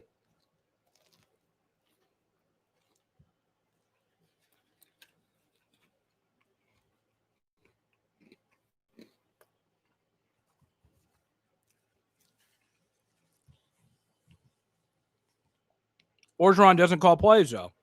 And he shouldn't. You just got to get the right people to call the plays. Bring back Jorge Munoz. Get Joe Burrow's daddy as defensive coordinator. So that's a good point by Big Sam. What does a head coach do? Well, Ed Orgeron has a different coaching model than everybody else in the SEC. He doesn't get involved with the play calling, which to me is the right thing to do. He's never been a coordinator. Dabo Swinney doesn't really get involved with play calling. But, you know, you've got to be better. Burrow has the it factor for sure. Tennessee beating Georgia 21-17. Stop hyping the much. You're right, overtime. I'm not going to lie. Overtime's right. I can't say that the LSU offense is great. Thank you for checking me on that. I really do appreciate that. I'm wrong about that. You can't consider yourself a great offense when you're 0 for 10 on third down, though.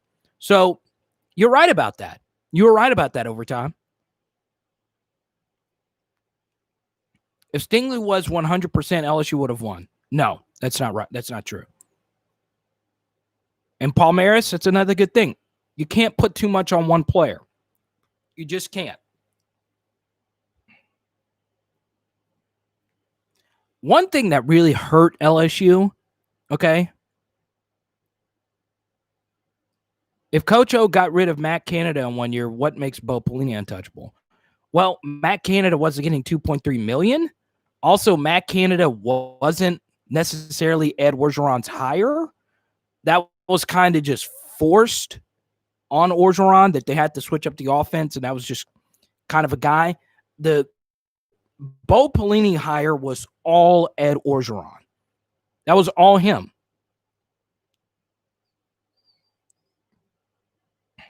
It's simply a bad defense. John's right.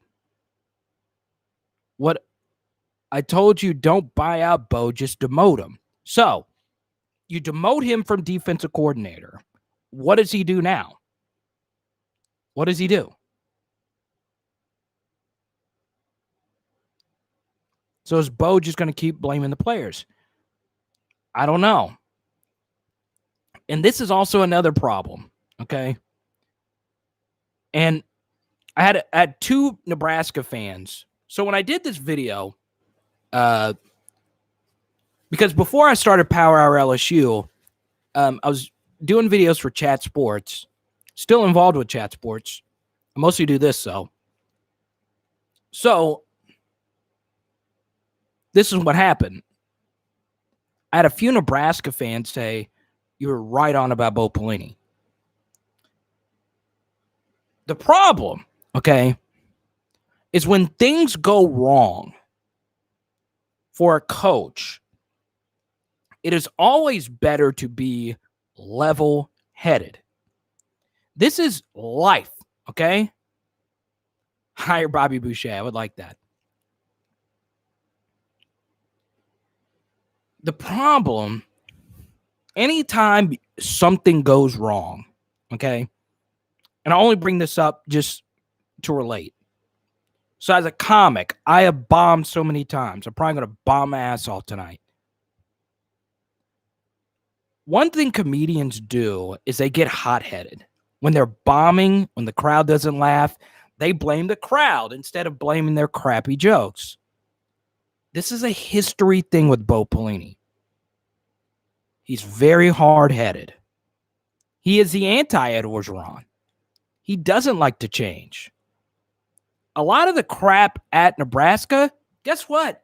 Bo Pelini won at Nebraska. He won football games. The problem was his attitude. He didn't want to change. He did not want to change. And he had rock-solid teams. It's just, you can't. And this is what really bothered me. I think if you were to look at football, all right, if you were to watch the way football is played from the year 2000 to the year 2005, it changed, okay? All sports evolved. From the year 2005 to 2010, football continued to change, became more passing-oriented. And then from 2010 to 2015, the game continued to change. 2015 was the last year Bo Pelini coached. But think in the past 5 years, how much the game has changed from 2015 to 2020. Now, you can no longer hit the quarterback like you used to. You can no longer hit receivers over the middle like you used to. Offenses are mostly passing oriented. They like to spread you out. They like to put you into space. So when offenses do that, you just can't simply play too high safety with man coverage underneath, because all offenses do is run crossing routes all day long. Missouri did a little bit of that today. But to me, defenses now are way more about confusion. Offenses aren't as much about running a play as it is finding an open person. And because of that, your strategy defensively has to change. Joel makes another good point here, and I actually haven't thought of this. So, Dave Aranda was an extremely quiet guy. But go ask Devin White about Dave Aranda, and he'll tell you the opposite. Dave Aranda is a very vocal person, a very technical person. So you go from Dave Aranda, and once again, Dave Aranda was crapped on way too much about bad defense. LSU's offense radically changed. So does your defense. LSU's offense scored so quickly that your defense is going to suffer. Guess what happened at the end of the year when Dave Aranda started coaching that aspect a lot better? You shut down Texas A&M. Oh, well, it's Texas A&M. You shut down Georgia, who was practically playing a home game. You shut down Jalen Hurts. And you put the clamps down on the dude that's going to win the Heisman. Kerry Vincent got better. Patrick Queen started to learn the system. Paid it off for both of them. He learned. He changed. Dave Aranda also, and I know Patrick Mahomes kind of lit us up, but it's kind of weird to look back and know that LSU shut down Lamar Jackson in college, and I mean shut them down in basically a meaningless bowl game. He shut down Patrick Mahomes, and Patrick Mahomes threw on us some, but LSU still won that game. So think about all the great quarterbacks that Aranda stopped. Jalen Hurts, 2 bad games against LSU's defense.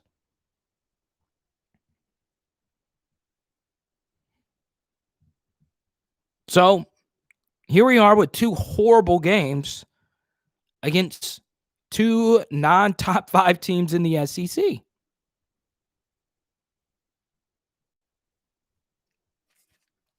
So I need a yes or no before I take another bite of the sandwich.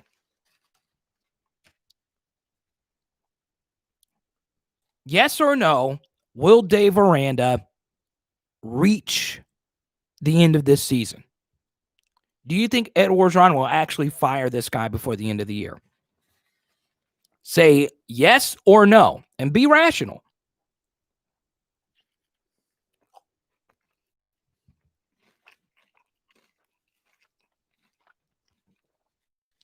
Hey, Mary.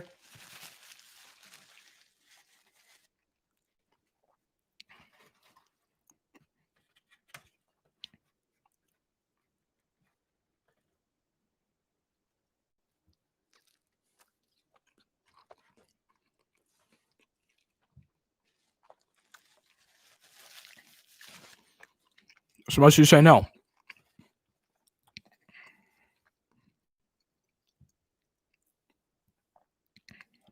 Now, let me ask you this.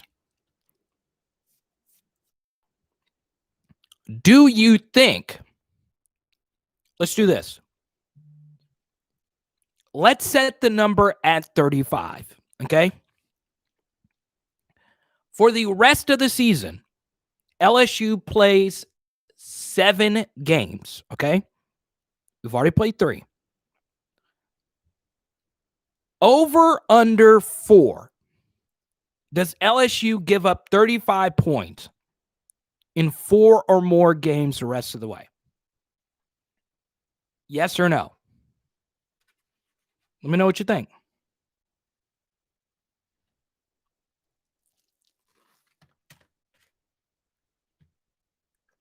That's good.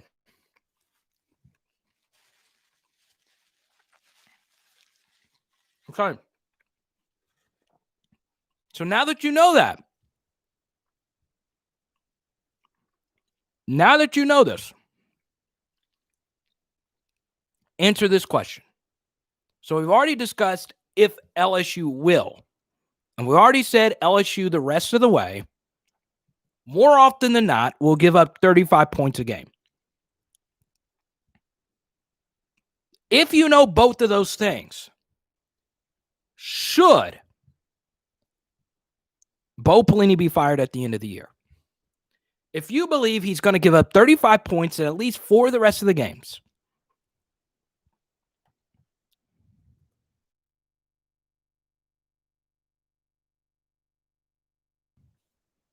this offense could score on undermanned defense, what we've seen.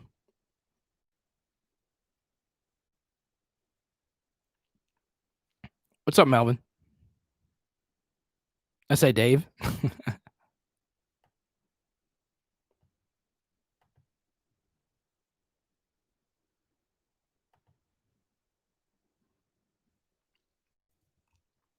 So we'll see.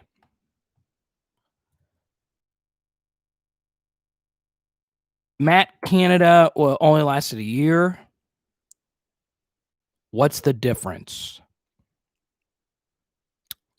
Big difference. Number one, you still had money coming into the university.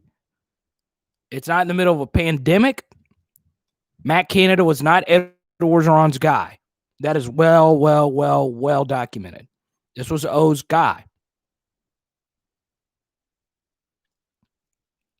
$2 million a year to put a defense. I know. You're right, Melvin.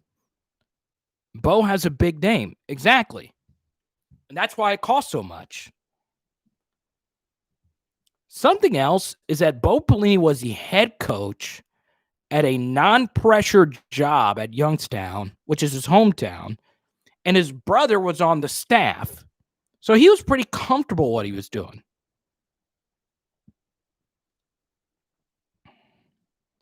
So, yeah. Coach O made a lot of mistakes today. From timeout usage, which was bad again. This is simple logic. And I don't know how LSU pays all this money to all the contributors to the staff, analysts, all the way down to the trainers. Millions of dollars. And nobody walks up to Coach Orgeron and says, look, you can't burn second half timeouts. Don't do it. Never, ever do it. The timeouts were forced by the defense not being ready. That's the point I'm making. The defense should be ready. And even if they're not aligned correctly, just perfectly, or if there happens to be 12 guys on the field, unless it's 4th and 1 and it gives them a first down, you should not call the timeout. You just let it play out. If you're not aligned properly, heck, it could be an incomplete pass. It's not worth it. It is never worth it. As long as you have 11 guys on the field, let it play out. Let it play out. Who was the QB coach? Oh, Jorge Munoz. I don't think they're missing him a whole lot. I get your logic, though, Leandro. I really do. So disappointed the trash talk from Bama. Bama fans are the worst. Let them get beat by Ole Miss later. Max says LSU doesn't have that one leader on defense. Well, it's supposed to be Jacoby Stevens, but you might have a point. At least Coach O wasn't as bad as Myles and times. Yeah, that's true. So to go from Les Miles to Ed Orgeron, it's still big. Tennessee fans are the worst, so I don't know what you're saying. I wouldn't call Tennessee fans the worst, but they're not great, per se. But ultimately, this is on Bo Pelini. I think even if Ed Orgeron knew that Bo Pelini was the right guy, he still shouldn't be this bad. The non-existent running game is inexcusable. I agree with that. The running game was a little too predictable today. I also believe you're wasting carries to someone else not named John Emery. I really do believe that.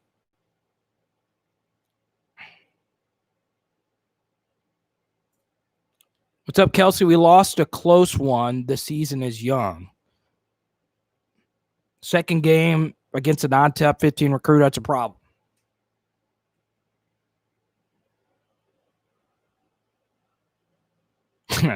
Bro, let's not talk about the and go Tigers through and through. Here's the thing. I want Bo Pelini to succeed. I want him to prove me wrong. I do. 0 for 10 on third downs. It's also a problem. Let's not point fingers. We lost. Sometimes you have to point fingers. I know it's rude to point. What is the phrase? You point 3 fingers back at you. Whatever. Let's not point fingers. We lost a close one. Regroup, come back next week. Like I said, I would not have minded LSU losing this game if they didn't also give up 623 yards passing to Mississippi State, who the next week was shut out by Arkansas.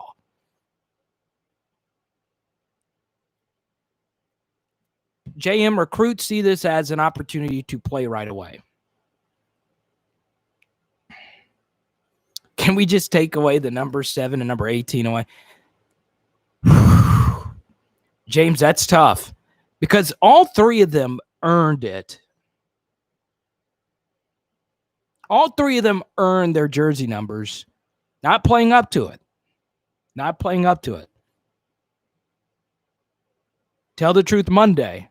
Hey, if anyone that watches this channel, you can never excuse me for not telling the truth.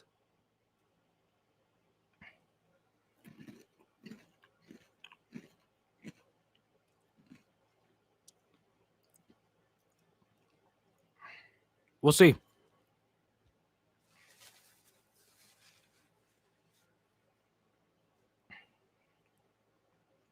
If LSU did fire Bo Pelini, who would they go out there and get? Anyone they want. It's pretty clear, okay? One of the best jobs in college football is being a defensive coordinator at a big school, especially LSU, which has a very good offense. You just have to be decent. And you make $2 million a year. You just have to be decent. Everybody wants the LSU defensive coordinator job. Everybody. There's not a defensive coordinator who wouldn't want that job. This is what it feels like for Florida State. Yeah, true.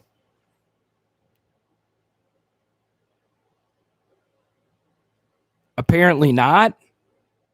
Well, that's the thing. There wasn't really much of a search. Last season went by too quick. Absolutely. This is a bad thing in recruiting run because Joe gave us this chance for a great talent on. So, yeah. LSU, they're going to recruit anybody that they want, okay? And I agree. You can't fire Bo Pelini now. It's easy to say that, but you can't fire someone and give them a $6.9 million paycheck for 3 games of football.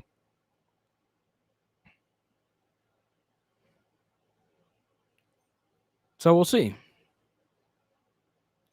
Ryan Clark bleeds purple. Someone said they wanted Ryan Clark to run the defense. Really? A few things about that. Okay. I like Ryan Clark. I think he's a good analyst. He's obviously well liked in that locker room. He's well liked by everyone that's LSU. But he's probably made well over $1 million being an analyst, which is an easy job. Show up. I mean, it's not an easy job, but show up, give your opinion. Oh, I was kidding. Can't do any worse than Pelini, true. Something else, and Arkansas learned this the hard way. It's really hard to be a coach while your son is playing at the same time. And Ryan Clark's son, and I know Orgeron won a title last year with his son playing quarterback at McNeese, but, your heart is actually with your son that's playing. That's why Joe Burrow's dad retired. Could you imagine if Joe Burrow's dad was coaching still while his son, and he was missing his son doing what he did? So I don't think Ryan Clark's going to want to coach until his son's career is over. Yeah, and I love Deion Sanders as a DC. No. No. Thanks, Kelsey. I appreciate that. Where are you watching from, Kelsey? Papa Burrow for DC. Where are you from, Bulldog? Here, okay. You want to know what the first thing I would do if I'm at Orgeron? And a lot of you are going to disagree with me. But the first thing I would do, Mandeville, UGA, okay. Georgia, okay. The first thing I would do is call up Tyrann Mathieu, all right?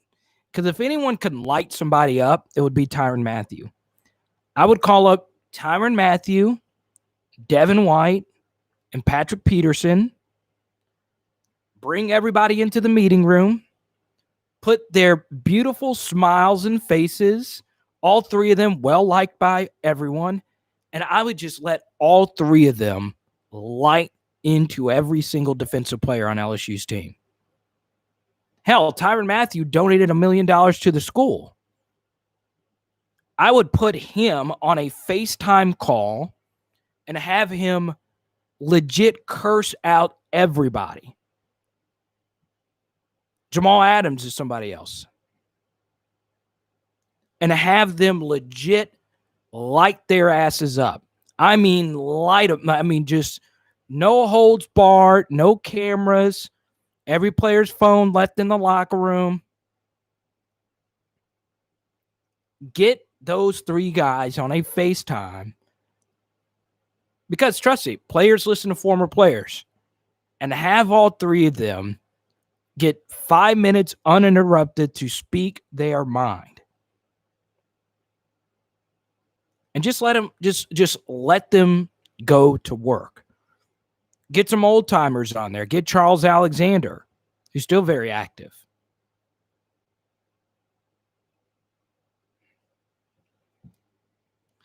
So yeah. How about Dave Aranda? Why not?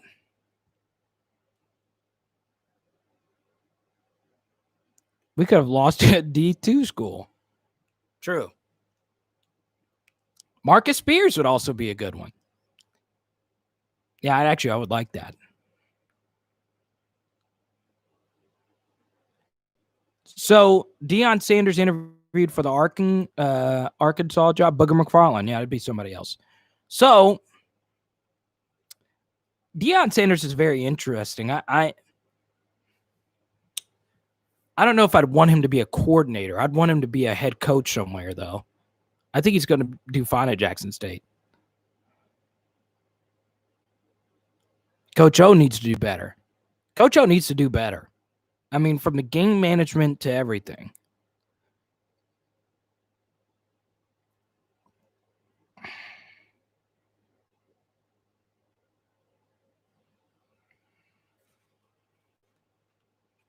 Take one final bite of this.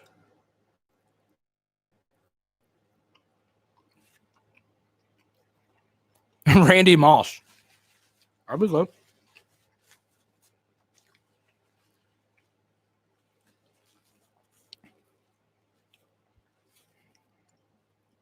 What's up, Shark?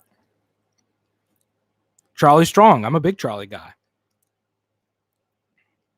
This loss is on Coach O, but he needs to be pressured to make a decision on Pelini. This is on Coach O. I mean, you got a raise. You just won a national championship. But this is the message that is being sent to Scott Woodward, because right now Scott Woodward is looking at this team and he's like, well, maybe it was Dave Aranda. Maybe it was Joe Burrow that won us these championships in all these games.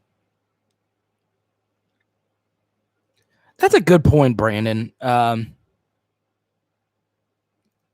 Greg Williams, I don't know about that. I don't think Greg Williams I don't want another has-been. I want someone that's on the up. He's currently enrolled at Nick Saban School. And Charlie Strong might be washed up. But the problem for me is that I don't think Bo Pelini came in needing to prove something. Something that always interests me about a coach or any player in any circumstance. Do you have something to prove? Because more often than not, if the answer to that question is yes. So, for instance, if the answer to that question is yes, you're going to be hungry. If the answer to that question is no, Bo Pelini's made millions of dollars coaching. He had a job at Youngstown State that was a really good job. He was coaching with his brother. He was the head coach, getting to make all the decisions. So mix that in with not calling Division I defense since 2015. It's a problem.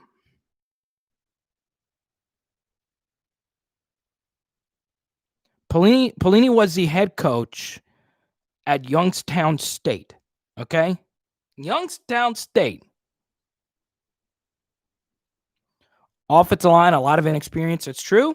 Also, Austin Deculus got banged up. If you could pick a DC, who would it have been, Carter? Randy Shannon or Charlie Strong? Someone in-house, Bill Bush, Corey Raymond. Somebody. Those are all better options than Bo Pelini. It just it didn't sit right.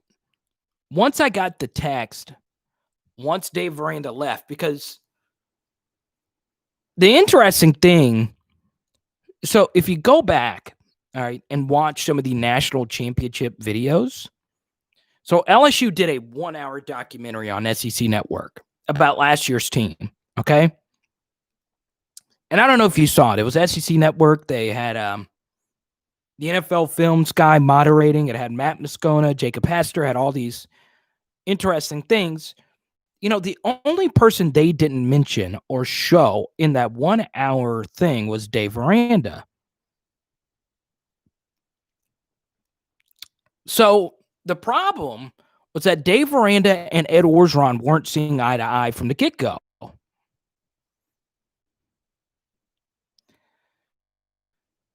So that played a role in all of this, unfortunately.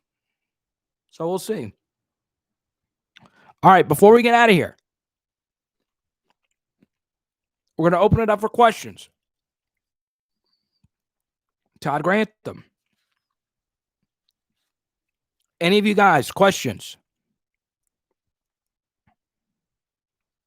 What in the hell is up with Cardell Thomas?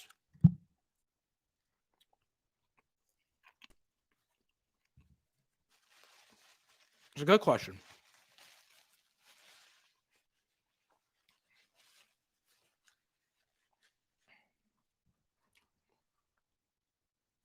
When was the last time LSU had a defense this bad? Never. See you, Big Sam.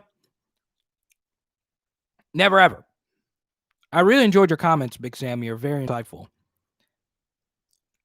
So, the Cardell Thomas question is interesting because I talked about it on Tuesday night, but I'll be very brief. I hate recruiting. I hate covering recruiting because I think it's a problem. Because what happens to a lot of recruits that are highly hyped, they come into college thinking they already know everything. Or they come into college thinking that they're already good enough to play at the college level. When in actuality, there's probably only a handful of true freshmen in every recruiting class you get that's ready to play right away. So Cardell Thomas gets injured, okay? And that's obviously stunted his development. the injury on top of all the hype, especially at offensive guard. When have you ever said, oh, we won this game because our offensive guard was excellent? You're a piece of the puzzle. You aren't a playmaker. You're not even an offensive tackle level of importance. So it's a problem. I don't like overhyped offensive linemen. Why didn't they try to power the ball in on the goal line? They did.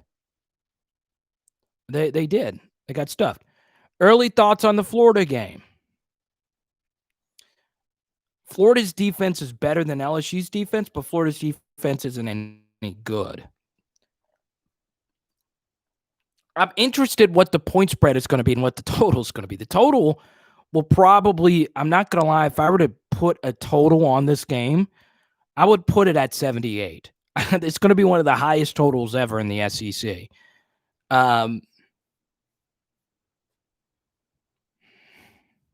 Iowa State's defense is pretty good. Maybe we should grab their DC. Maybe so. What about the linebackers not accounting for the ride? That was bad, Crisp, and that's bad coaching. Dave Aranda. Bo Pelini coaches the linebackers. We could win the Florida game, and I'd still be depressed about this game. Absolutely. It's a 50-50 game. You have every game LSU plays, they have a 50-50 shot of winning because you have that much talent. Doesn't matter how bad your coaching is. Decent coaching gets LSU a W today. But it was bad coaching. Offense needs to start playing better on first and second downs. Absolutely. Where's the jet sweeps? LSU is still fast. I would like to see more jet sweeps. When you run jet sweeps, it widens out the defensive ends and it opens up your rushing lanes. So a lot of you bad talk Matt Canada. Matt Canada wasn't horrible, but he and Ed Orgeron didn't jive. Brennan is still eligible for next season. He will be the starter next year. Do you bench Damon Clark at linebacker? I think you bench both Clark and Cox, and I don't know why they haven't given Devonta Lee any snaps. It doesn't make any sense to me.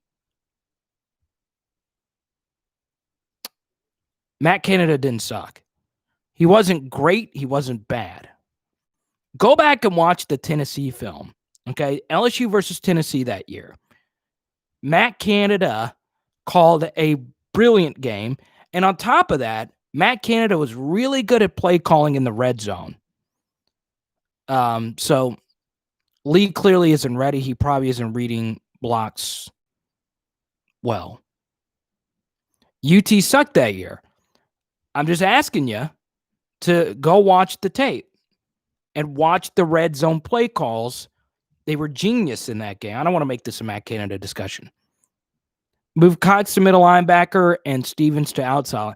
I would be interested to see that. The problem is that LSU really sucks at safety right now. Todd Harris and Mo Hampton, I thought both of them would be good. They're both horrible right now. Some of that's coaching because LSU is really missing some of their assignments right now. But I'm not saying they're awful. Neither one of them are awful players.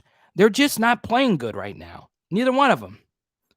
Micah Baskerville doesn't look the same either.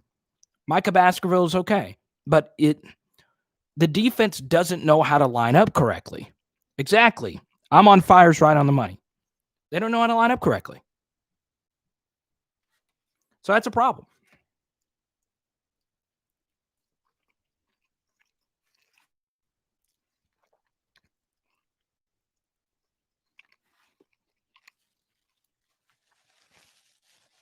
I didn't think so either, James. But two things about Kerry Vincent Jr.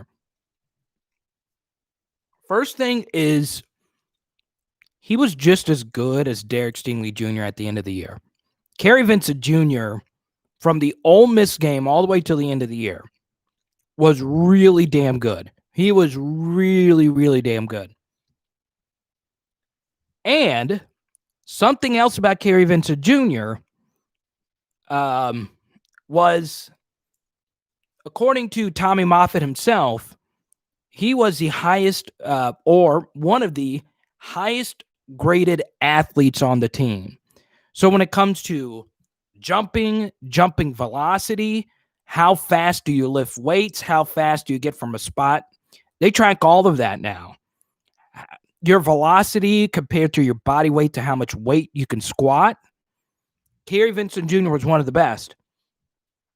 So the reason why that's important is because him getting back into game shape is a lot easier because he's just a better athlete. So not only did you lose a great defensive back, you lost an elite athlete. For instance, Kerry Vincent Jr. had good endurance. So not only against Mississippi State would he have made your defense better, he can also run at a high speed the longest.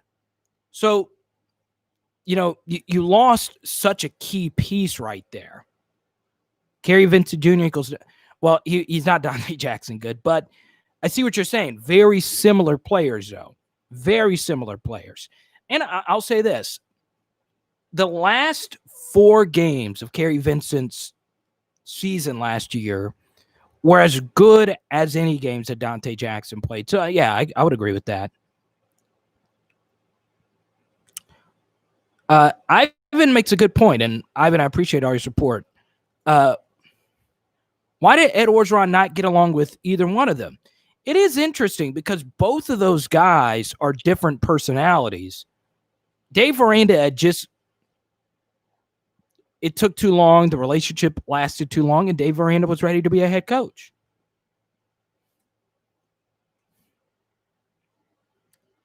He got along with Aranda enough to not fire him. Well, you can't fire him because he was good. I mean, how does it look when you fire a defensive coordinator that just won a national championship? His only bad year was last year, and it was only bad because LSU scored so much. That was the first year LSU ever had to play at that pace. Then, after the Ole Miss game, LSU was finally able to play at the pace of their offense. It takes time. Why was LSU throwing the ball to a fullback, Torrey Carter? Because Torrey Carter was playing the Eric Gilbert role. They went back to a play that worked earlier. It was the exact same play.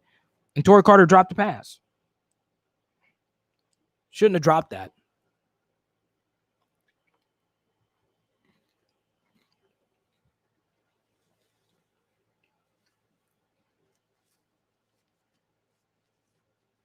Also, give Corey Raymond a shot. Why not? Give him a shot.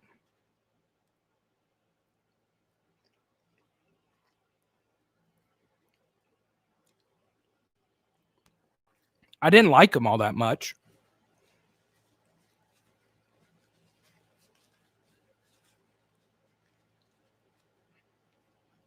I didn't like Matt Canada all that much, but he wasn't horrible. That's my point. I would take Steve Insminger over Matt Canada, especially what we know now. But he wasn't horrible. I want y'all to see this. I ate this whole spicy chicken sandwich with no water. My mouth is on fire, but I'm still talking for coming up on 2.5 hours. Gilbert's lived up on the hype so far. Yes, something else. And Cliff and I talked about this week. Eric Gilbert also blocked well today. He blocked really well today, actually. I think on one of Terrace Marshall Jr.'s touchdown catches, he had some good pass pro. Okay, Austin, good point. Positives from this game. All right, let's start on defense because there was a positive. BJ Ojolari makes another big play. If you want, go back and watch my 37-minute true freshman film study. Go to the middle. I have it chaptered out. And you can go straight to our BJ Ojolari film study. And I'll pull it up. Let's see. And I'll show you this link. So B.J. Ojulari had a strip sack, forced a turnover, gave LSU an extra possession. They only got a field goal out of it, but you got points. You can get pressure with this defensive line. Ali Gay didn't have as good of a game today. I was kind of shocked by that. I thought this matchup worked out pretty well for him. Didn't do a whole lot. But B.J. Ojulari is a positive. Another positive, Eric Gilbert's blocking and overall play has gotten better. Another positive, I thought Liam Shanahan had a good game today. I did. Remember, Ed Ingram didn't play today. Positive.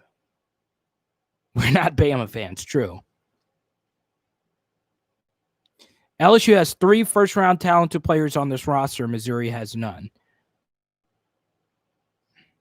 It's true.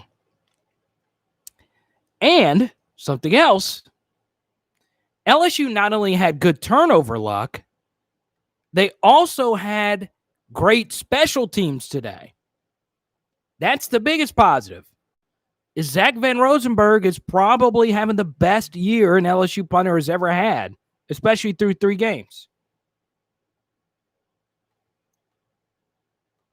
So Zach Van Rosenberg deserves some serious love.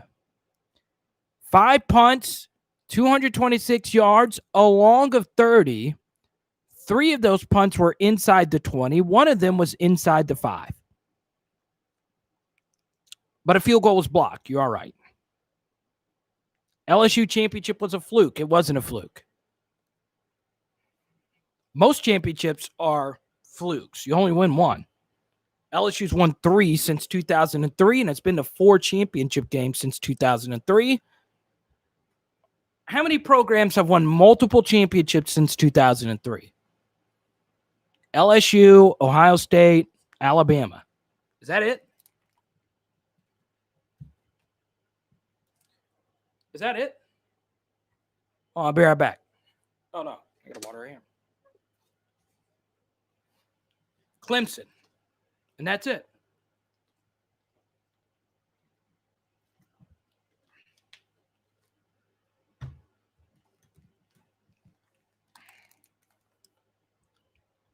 Florida's had multiple. Yeah. Florida's had multiples too. So think about it. That's 5 programs. That's it.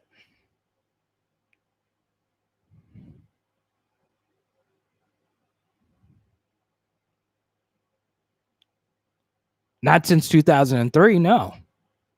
FSU has multiple titles, yes, but not since 2003. They have 1.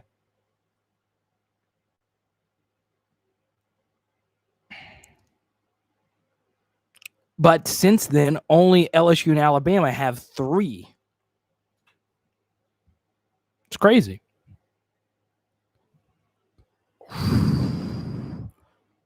All right.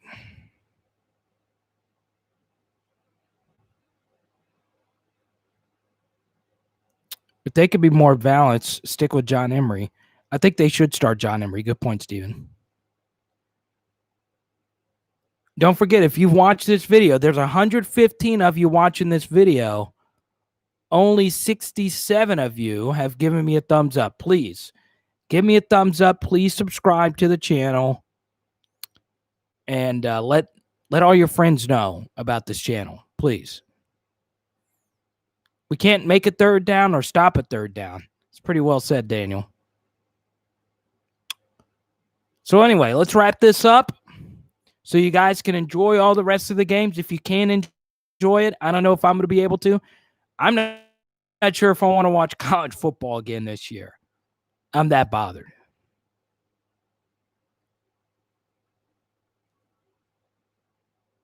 The agony group. Do you think the defense is a lack of time for penetration, poor coaching, or just young? It's mostly poor coaching. A lot of it is lack of experience. It's mostly poor coaching. It would be nice to have Jacob Phillips out there, yeah, but he was a 3rd-round pick. I'd probably leave early if I was a 3rd-round pick too. Why Bo don't blitz anymore? Why should you blitz? You're getting good pass rush. It's just horrible coverage, horrible angles. You've just got to be smart.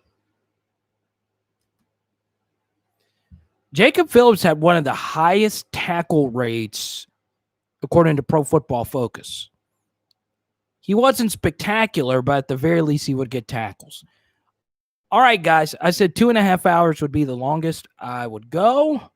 So, if you can, before we get out of here, if you want, give me a follow on Twitter at Carter the Power or on Instagram. That's the same thing. I wish Patrick Queen would have stayed. He was a first-round pick. Anytime you're a first-round pick, you're stupid to stay. Bottom line. He was a first-round pick. You got to go. Every single time. I really do believe that. No problem, Jesse. Jesse, have you gotten your card yet in the mail? Let me know. Why is BJ not on the field more? That's a good question. He is most effective as a pass rush specialist. So, when you're a true freshman, it's hard to be good against the run because you're going up against such bigger linemen. But because he's young and he's got a lot of football ahead of him, I don't mind him just being a pass rush specialist. Now, before we go, ask your questions. Any more questions before we get out of here?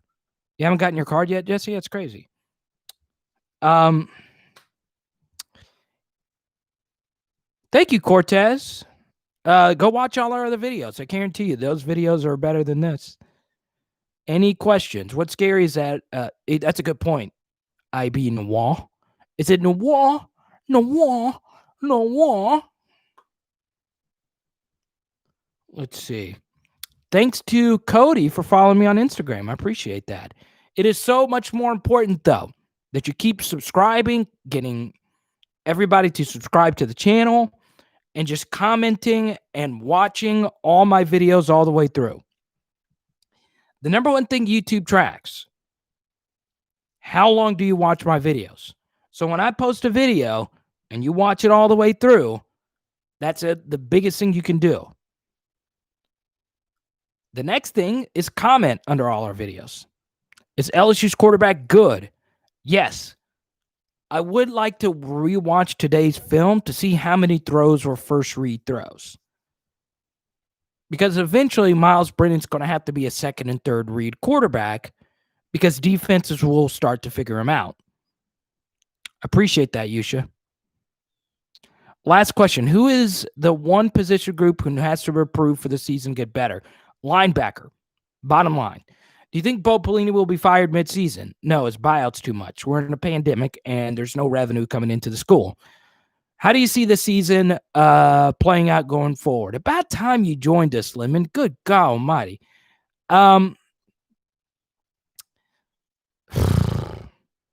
If LSU gets to 5 wins, 6 wins would be a miracle at this point. That means you're going 6-2 the rest of the way. 5-3 is the most likely scenario for how the season plays out. So we'll see. Now you have 7 games left. So you have to go 6-1 to get to 7 wins. So 5 wins is what we're all going to be looking at. 8-2. I like that, Austin. Do it or die. Why not? So yeah, if Georgia loses this year and LSU wins, hey, 2 games. We'll see. –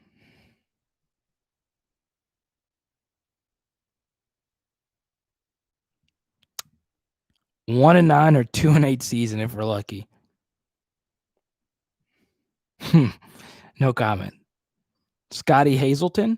Something else. South Carolina's offense looks really good. South Carolina made me some cheddar today. South Carolina's got a good football team.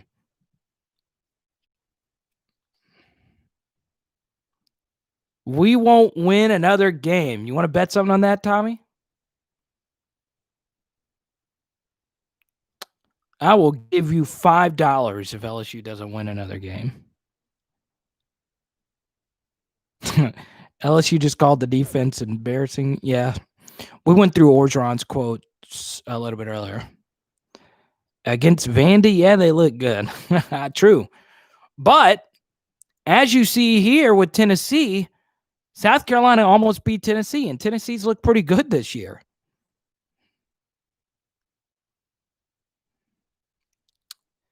So this is somebody else. And I wasn't going to bring this up, but LSU's former defensive coordinator is a former head coach at Nebraska. Arkansas's defensive coordinator, Barry Odom, who is a phenomenal coach. He was really good at Missouri. Arkansas hired him to be the defensive coordinator. I'm not sure Barry Odom would take the LSU DC job. I'm not sure. I am not sure, but he's done pretty phenomenal at Arkansas with lesser talent than LSU. Barry Odom shut down Mississippi State last week on the road. Also had a pick 6.